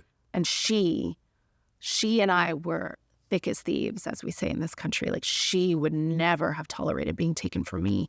Like, it would have been worse for her, I think, than for me at the time. And that's what I was focused on. It was just so horrible. But once I got past that, nothing has ever really upset me again. Right. Because everything else is meaningless compared to that. So that was someone doing something incredibly devious. Really vindictive. Yes. Malicious. Very much so. Mm-hmm. And so this person, obviously, you probably knew who it was at the time. Mm-hmm. How did you then ever feel safe? It took me a while. I never confronted that person about it. Again, I just internalized, like, I think that person probably wanted a reaction from me, so I just gave no reaction. I never spoke about it. I didn't even speak about it happening for about a decade until I wrote my book. Okay. Because it is shameful. It's like, ooh. And I feel it's so interesting to talk to you, Paul, because I don't have a lot of feelings, and I like feeling a little bit like in a vice. It's refreshing for me. I don't feel this way very often. Like, oh yeah, I'm like the Tin Man. Just the heart is beating. Like, oh yeah, I used to be scared of things. I truly had chills with you describing that story, because I know, being a parent, how your children are your life. And you know how competent this government is. I mean, I don't know what they're going to do. Yes. This is now an offense. This is an actual, you will be imprisoned for coercive control. Mm. And this is happening, unfortunately, disproportionately to many women. And that by itself, did you feel that in the relationship? Did you feel the coercion there? Interestingly, my subsequent relationship was a lot more controlling and aggressive. Yeah. I kind of went from what do they call it? From the fire into the pan. Yes. Yeah.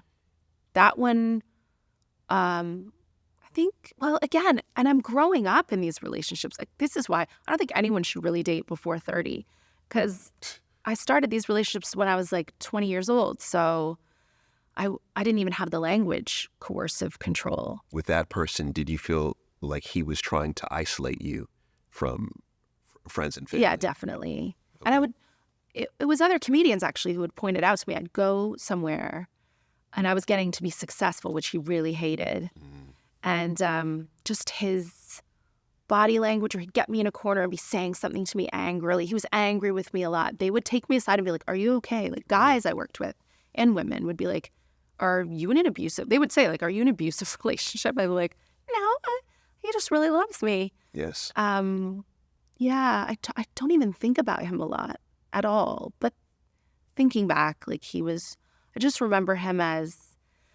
controlling, isolating, talking about how I did things, how I cleaned my house, how I cooked food, how I dressed, little things, right. How my appearance should be, how I should get pedicures. He'd be like, you need to be getting pedicures for me. I'd be like, I am a financially destitute single mother and I won't be doing that. Like, yeah, so where does this come from? Yeah, and a lot of sexual, like, control and, like, pushing me to do, like, things I wasn't comfortable with, or, like, he was just very weird. It's interesting hearing your story, because all of the signs he falls into. What's so scary is that we don't have the language. Because we don't have the language, we don't know the signs. Yeah. Because we don't know the signs, we misinterpret what's happening and say, oh, he loves me. He loves me. He just really loves me. I always kept him at arm's length from my daughter. He wasn't, like, living with us or, like, a big part of our lives. And she was like a compass. I was like, okay, what's good enough for me is not good enough for her. And if it's not good enough for her, it's not good enough. I was so lucky to have her. Yeah, you can see how she saved you. She did, many times. Yeah. Your daughter saved you. For anyone who doesn't have a Violet, get one. Get pregnant now. Get pregnant right now, yeah. Right? But I was going to say, but in a relationship that you feel as if it could be coercive, etc. How do you? And I know this is challenging, but how do you believe they can find, or where do they find the strength? Because you were able to do that. I was so lucky that I did have good friends in my work. I was fulfilled in my work. I did have people who, and I'm friends with comedians, and they're not afraid to say what they think. everyone in my community like really disapproved of him a lot. I had one friend in particular, and he said, what you're doing is you're sitting at a slot machine and you're putting quarters in and pulling the handle because every once in a while you get a little reward. And you're worried that if you get up from the slot machine, someone's going to sit down and hit the jackpot. And you were wrong all the time. Like, you've been gaslit so much that you think maybe he's this great guy and you're the problem. And as soon as you leave, like, all the goodness of him is going to come flowing out for someone else. And he was like, the house always wins. Like, there's never going to be a jackpot. Like, you're just going to get quarters. Keep putting quarters in for the rest of your life. And I think that's what I was afraid of. I had been so convinced that I was the problem. I thought, oh, if I leave, then like I'll be alone forever, and I'll see then clearly that I'm the problem and he's this great guy. Well, that definitely never happened. And then he said, if you could have, in 5 years from now, if you knew you could have everything you ever wanted and be happy and your life would be amazing, 5 years from now, would you be making the decisions that you're making today? Or would you just leave? I was like, I would leave. I would love to leave. I got really philosophical, thinking I might be the bad person. It's like, well, you were doing well. You're really professional. You're really nice. Everybody likes you. And everyone's telling you to get away from him. I just had to look at evidence in the world. Yes. And be like, okay. And just get clear about what was real and what had been told to me. I love the slot machine analogy. That is spot on. The house always wins. Yeah. It always wins. I think people stay in bad relationships because they're afraid to lose an investment. But that time is gone anyway. It's hard. It's a sunk cost. Yeah. And what's worse than wasting 2 years is wasting 2 years plus 1 day. Oh, my. I wish I could pass a collection plate to you right now. Yes. Yeah. 2 years and 1 day. That's going to stay with me. That's good, yeah. One of the hardest truths in relationships is recognizing when it's time to let go. Staying out of fear, whether it's fear of being alone, fear of regret, or fear of starting over, can keep you trapped into something that no longer serves you. The real power lies in stepping back and asking yourself if your current choices align with the future you want. Growth requires clarity, courage, and the belief that walking away from the wrong situation is the first step toward building the right one. So you leave. Yeah. Is this when Bobby re-enters? Not yet. Not yet? No, I was single for a while. I was so happy. I really loved being single. Okay. I had a relationship for a few years with the guy that I'm really good friends with now. Okay. He was great, great, great. We were just not suited to one another. I'm so glad I had that relationship. Oh my gosh, Catherine, this makes sense. Yeah.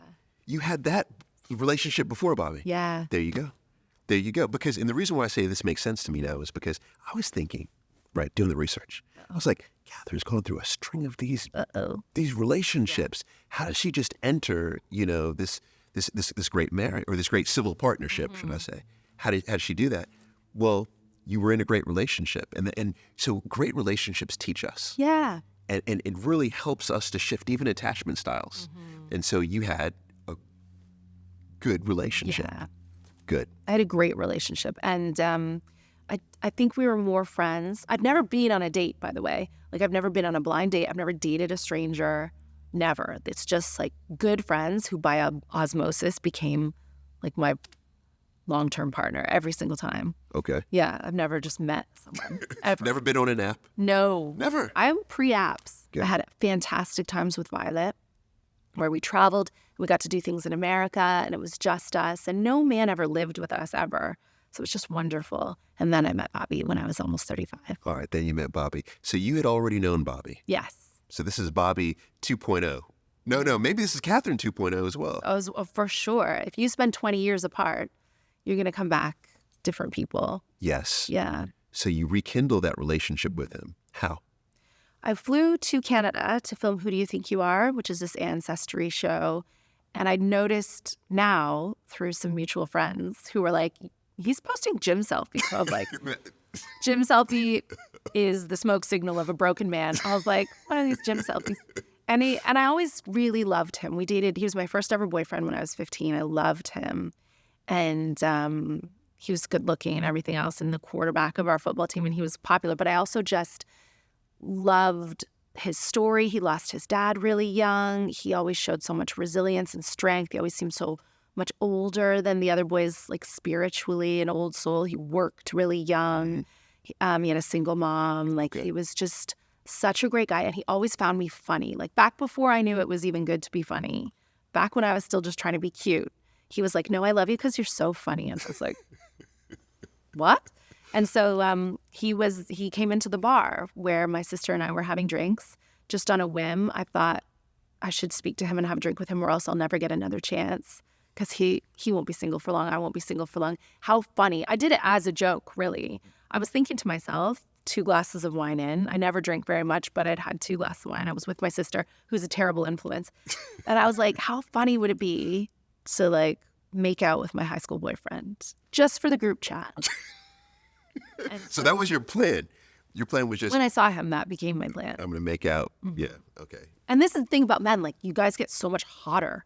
You get gray. You get a few wrinkles. Like, that is hotter than 16. Speak on it. Speak on it. It's really sexy. Yes. It's Silver Fox is real. Speak on it. And he was just so, like, withered. And I thought, I loved that he was divorced. Yes. You know, he knows he can't do better than me. He already tried. And I have never had a one-night stand, because remember, I've never been on a date. I've never done anything like that. As much as I might seem cool in my stand-up, like, that's never ever happened. And I just never wanted that date to end. It became a date. Like, we just started talking. We walked around Toronto in the snow. It was January. It was exactly 6 years ago now. And we just never wanted the night to end. And then he needed to pee, and he was like, I'm going to jump into this kebab shop and just go to the bathroom. And I was like, I can't be seen in that lighting. I wouldn't go in the kebab shop. Specifically because of the lighting. Yeah. Fluorescent lights. I was 35. I'm like, I can't do that. And I was not trying to pick him up, but I was like, why don't you just pee at my mom's? Because you can trust my mom for, like, candlelight. You know, my mom's a babe. She knows. Okay. Yeah. So I was like, just pee at my mom's. And and then he came to use the bathroom at my mom's, and he was waiting for an Uber. He had called the Uber. Oh, wow. I know. And I was like, this man is not going to kiss me. But men don't make first moves anymore. Good men. Yeah. They're very, like, consent focused. And I think he didn't want to be made fun of. Like, he knew about my career. And I think he was scared. I think men are scared of me now, which is pretty cool. It's better than before, when I was, like, this vulnerable conquest, and he just wouldn't kiss me. And I was like, I went to hug him goodbye, and, like, we just were, like, centimeters away for a few minutes. And then finally he kissed me, and I was like, where was that all night? Yeah.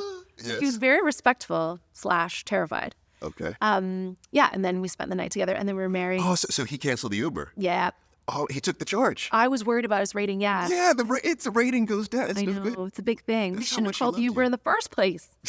But that is, yes, he loved me. And we just spoke immediately, like, days after, like, oh, we're just going to get married and start a family. Like, oh, obviously.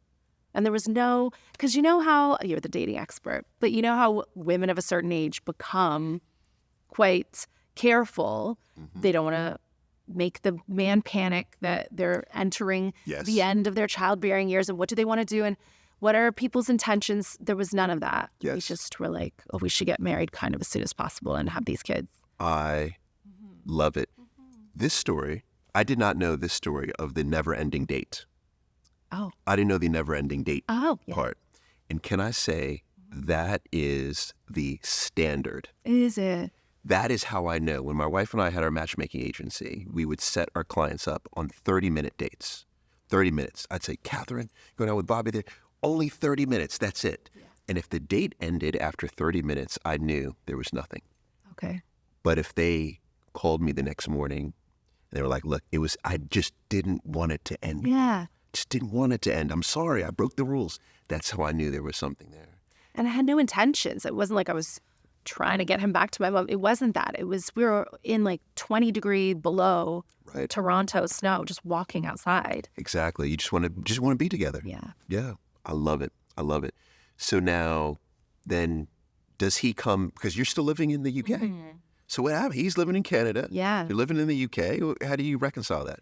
He just quit his job and moved over here. Like, it was very straightforward. It's amazing how, when you're driven to make something happen, all these small details become really inconsequential. He was working in a job that wasn't his career. Like he liked it, but he didn't love it. It wasn't the same as, like, I would never quit stand-up because that's part of who I am. Yes. I think sports were who Bobby was, and now he's so injured from sports that he was working for an electrical engineering company and he didn't love it. He had friends, you know, he did sacrifice a lot in terms of relationships, friendships, and especially I think losing his dad so young, being part of like male tribes in sports and in socializing was really important to Bobby. He values his friends so much, and because they were on teams, you know, that brotherhood. Yes. It was so important. So he did give that up to move here. And immediately it was the pandemic. And I think that was really isolating for Bobby, really hard. And straight out of the pandemic, well, he became Violet's stepfather immediately. And then we had 2 babies. So he has sacrificed a lot. It's been a huge adjustment for him. Yes. And during that time, you said, so he became a stepfather, right? You now have 2 children together with Bobby. But in the middle of that, there were a few miscarriages. Yeah. And I bring this up in particular because my wife and I went through this 16 years ago, 17 years ago. Yeah. But to this day, it still enters my mind. Yeah. But you went through this more than once. 3 times. 3 times. Mm-hmm. How do you get through that? How do you? I'm a lot more like you, Paul, because it takes me a longer time to process things. And now Bobby knows the signs. Like, he grieves right away. He gets visibly like sad and he cries in the scanning room. Whereas I'm a bit more British than that, and I try to make everything okay for everybody in the scan. Yes. I'm like, sorry, really sorry. Don't worry about it. Don't you be upset. It's fine. Like, this is very embarrassing for me. Sorry, let's just leave. I'm smiling. Yes. I'm taking selfies on the way out. You know, it's, and Bobby's thinking, oh, will you please just be sad now? So I outrun it, I think. Now I have a pattern. There have been 3. I sort of know what I'm like. The first one knocked us for 6. That was early. We found out at 10 weeks in a scan. And my embryos, I will call them fetuses or embryos, whatever you want to call them, would be future babies. They hold on as well, which I feel is traumatic. It doesn't just happen like it does in the movies where you bleed. I don't find out until I am in a screening with a doctor and they just notice on the scan there's no heartbeat. That's what's happened every time. And then I have to have surgery. Otherwise, it just won't come out. So the first time I waited to see if it would resolve itself, and it didn't. And that waiting time, I just went a little bit mental, if you don't mind me using such a triggering word. People don't like that word anymore, but I went fully mental. I kept working. I acted like everything was fine. And all the while in my head, I'm like, I am a walking tomb. Like, I am pregnant with a dead baby and nobody knows. And then I started, again, I think I feel very tribally about women. And all of a sudden I'd look around and I think, oh, the lady on the cash register at the Morrisons might also be pregnant with a dead baby. And this woman's moving about her life, just pregnant with a dead baby. And I could not sleep. I couldn't think of anything else than like, what is going on? And when will it resolve? And where does it go? And like thinking spiritually, thinking of all these things. And then finally I had the surgery, and only at that point was I able to even hormonally climb down from the place I was in. Because I think your body and your whole endocrine system starts to go, well, where's the baby? Well, what happened? And then I felt sad for my husband. I felt that I'd let Bobby down somehow. I felt that my autoimmune disease was probably responsible, which like it probably was. Yes. And then you start questioning, like, if I want something so much, like, why is my body working against me to hurt a baby? But all of my immune system is firing, like, sees it as an intruder. That's what I thought. And I was just, it's such a disconnect. And I had a very public falling out with a artist called Slow Tie at the NME Awards. I don't know if you saw that. Okay.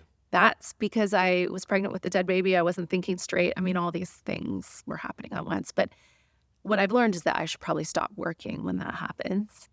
The second time we found out at 13 weeks, which was later, I knew straight away to get the surgery. And there was something wrong with the development of that fetus early on. It didn't have any chromosomal things, but its stomach wall wasn't forming properly. So we had a bit of a warning that that might go that way.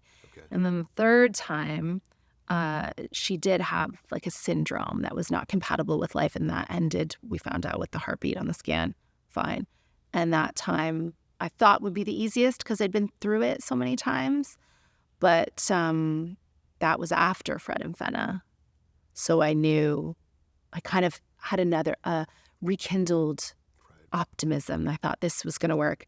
And when it didn't, I went straight from the surgery to work, which I've done too many times. And the doctor's always like, can you please not? And I'm like, take you my, I just have to move forward.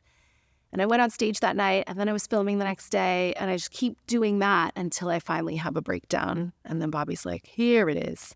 And then I get just really sad. It's this sadness that I can't even explain. It just feels so bad when you're in it. And I try to hold on to that feeling because remarkably, you forget and you say you still think about the baby that you lost. You still think about it, but your body kind of puts it somewhere and you don't think about it every minute, and you're able to function and you move on. But the women and the men who are in that situation, they feel so lonely because nobody talks about it. People move on from it.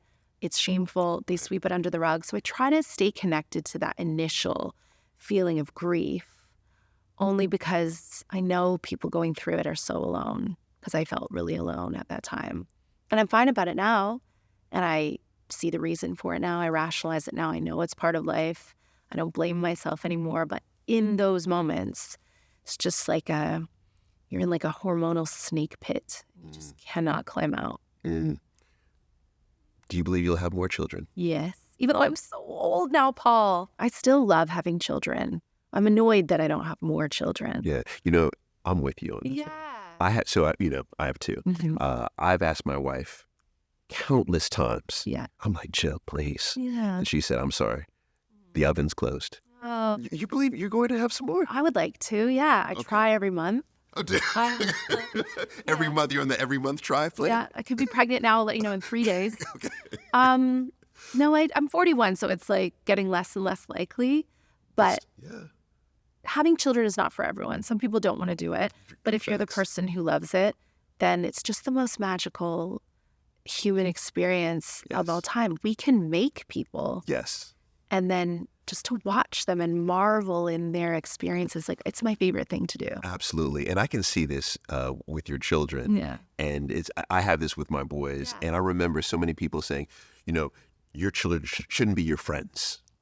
I was like, no, these are my buddies. Like, these are my friends. They're your people. They're my people. We hang out. Like, you made them. I'm better like them. Yeah. Do you realize I made these people? I made these people because I don't like those people. These are my friends. These are my friends right here. So I could see why you're going to, why you would like to have more, right? I wouldn't involve like all types of science. I'm not going to get a surrogate. I'm not going to go doing this and that. I just feel like I would leave that for the people who really need it. I'm very blessed. I have 3 children. Okay. But for sure, I definitely try to get pregnant every month. Do you? Yeah. So this was something in the research, but I don't know if this is a fact or a myth, is that you and Bobby schedule. Oh, yeah. This is the thing. Everyone's saying that you two schedule. Do you schedule sex? It's not that we schedule sex. I know that's what it looked like in the article, but it's that habitually, out of trying to conceive, I just log when we have sex. Okay. So we don't schedule it. We do kind of look back maybe on the week or the month and be like, oh, we haven't had sex yet this week. And then we try to be mindful about making time for it. I do know families who schedule it. They go, well, the school runs this time, let's do it at this time. Yes. Can I say, I think this is a myth that needs to be destroyed. This notion that scheduling sex is bad. Yeah. We had Dr. Karen Gurney here, one of the foremost experts. Yeah. And she said, actually, scheduling is quite effective because there's you have early in our relationships, we have this spontaneous desire where it's like you need nothing to get it on. But after years, et cetera, what ends up happening is more of a responsive desire after emotional connection's been built up and And sometimes what you need to do is schedule to help usher in that responsive desire. So scheduling, there's to me, that's efficient. I think it is. It's efficient. And early in your relationship, presumably you don't have kids. You don't. It is the kids standing in the way. Or even a large level of responsibility, like other responsibilities. Yeah. Well, for us, it's explicitly the kids. Like they watch us like, well, Violet keeps us apart. She doesn't like intimacy between us. I think she would know if we are having sex. Like she can just come into a room at any time and like find us. And she's too old to see that. We don't want. And then the babies, we still co-sleep with the babies. And so we're not going to have sex in that room. And then we're just like, after we eat dinner, we're knackered. So we do have to be creative about kind of just being mindful about the week that's gone by. I mean, like, we didn't have sex last week, so we have to. So when I gave that interview, I think I was only having sex maybe twice a month. And now it's probably 5 times. I think it's better. It's better, but also, too, do you know what the average amount of times that people have sex per month? No. You know what that is? What would you guess? I think it was more than 2, because 2 seemed to really surprise a lot of the British viewing public. Like 3? Yeah, that's exactly what it is. Yeah. So it's like 2, 3. It's like some people will say 3 to 4. There's this idea that everyone is having sex like 5 times a day. Yeah. And if you pull out people who are not in committed relationships, almost 80% of people are not having any sex at all, right? Yeah. So 2, you were basically at Abby, like you don't. Like, what do people want? We had 2 kids in 18 months. Yeah, and they don't sleep. That's what I'm saying. And you're on tour all the time. I'm on tour all the time, exactly. Yeah, come on. And we have like people in the house. Yeah. I mean, it'd be really inappropriate for us to be having sex 5 times a day. We'd get caught. Yeah. It's just like being teenagers, actually. Only we were hiding from my parents. Now we're hiding from my daughter. Yeah, look at that. I was so excited to have this conversation. You filled in the blanks for me on a lot of questions that I had. And when I think about you in particular, I think of someone who is tenacious. That's the theme, I think, of your life. I think you're incredibly curious. I am. You are tenacious. And what I love is that you don't seek external validation. Not anymore. Yeah, you don't. And I think these are all traits and characteristics that we should all aspire to have. Now, a question, last question, that everyone gets here is, if you think back to all of the conversations you've had throughout your life, which I would imagine you've had quite a few, which one stands out as the most memorable? So who was it with? What did you talk about? And what was the lesson that you're taking away? It's a tough one. It is really tough. What's a top of mind, memorable? I think every conversation I have with Jimmy Carr is really memorable and really filled with advice. And he has so many little affirmations and life advice things, and everything about his work ethic I admire. So my mind immediately went to Jimmy Carr. He's got like real daddy energy. He solves problems for people. He works really hard. He's successful. He's never offended. He just says things all the time, like never complain, never explain. He's helped me out so many times. So it would have to be him. He's definitely the smartest person I know. And he was talking about some of the criticism that we get for being on everything. Okay. For a while, I was on everything. Like, why are you on this? Oh, I can't get you off the telly. Jimmy definitely gets that because he's on everything. And he just turned around and he went, well, most people I know work every day. And I think just because you are a celebrity or if you're in the creative arts, you have to have the same work ethic as a teacher or a nurse or someone who's cleaning offices. It's like most people I know work every day. So just because I'm doing well now, it doesn't mean that I should slow down. You got to work every day. Mic drop. Mm-hmm. I so appreciate you having me here today. Thank you. It's so much fun. Thank you so much. And that's it. What an incredible episode. I want to thank Katherine so much. And as always, I have my takeaways. So here are my top 3 takeaways from this conversation. Number 1, what we believe shapes what we seek. Katherine's story shows how internal narratives can create self-fulfilling cycles, especially in relationships. Her fears of unpredictability and danger in men led her to choose partners who embodied those traits, reinforcing her beliefs. This reminds us that self-awareness is essential for breaking these patterns. By challenging and reframing our inner stories, we open the door to healthier and more fulfilling connections. What we seek and find begins within. Number 2, Katherine's confidence in her parenting highlights the power of owning your strengths. By embracing her role as a great mom without doubt, she creates a foundation of security and love for herself and her child. This self-assurance shows that believing in our abilities, especially in caregiving, is not arrogance, but a reflection of commitment and dedication. Acknowledging our strengths empowers both ourselves and those who depend on us. And finally, Katherine's story highlights the transformative power of gratitude. She approaches life with a mindset of daily appreciation. For her, gratitude is the foundation of happiness and resilience. Even when life feels off track, she turns to gratitude as a guiding force, helping her regain joy and clarity. Her perspective inspires us to make gratitude a daily practice, shaping how we navigate life's highs and lows. As always, thanks for watching, and I can't wait to see you next time. And just remember, around 9 in 10 of you watching these videos aren't subscribed yet. Now, no pressure at all, but if you're enjoying the content, subscribing is a super simple way to stay connected with us, and it also helps a ton when growing the channel. We also look at every comment, so make sure you comment with your guest ideas below, and we'll get your favorite guest on our future episodes. We Need to Talk is quite literally brought to you by Adobe Express, the quick and easy Create Anything app from Adobe. The team uses it to create materials for the show, from the cover art to the social posts. But I think you'll get a lot out of it too. What sets Adobe Express apart is how it puts content creation within reach for everyone. Whether you're making a personal vision board, drafting a business manifesto, or creating social content on the go. With templates for everything from Instagram Reels to presentations, you can easily make it your own without starting from scratch. It's intuitive and accessible, so you can bring your ideas to life effortlessly. And that's the beauty of it.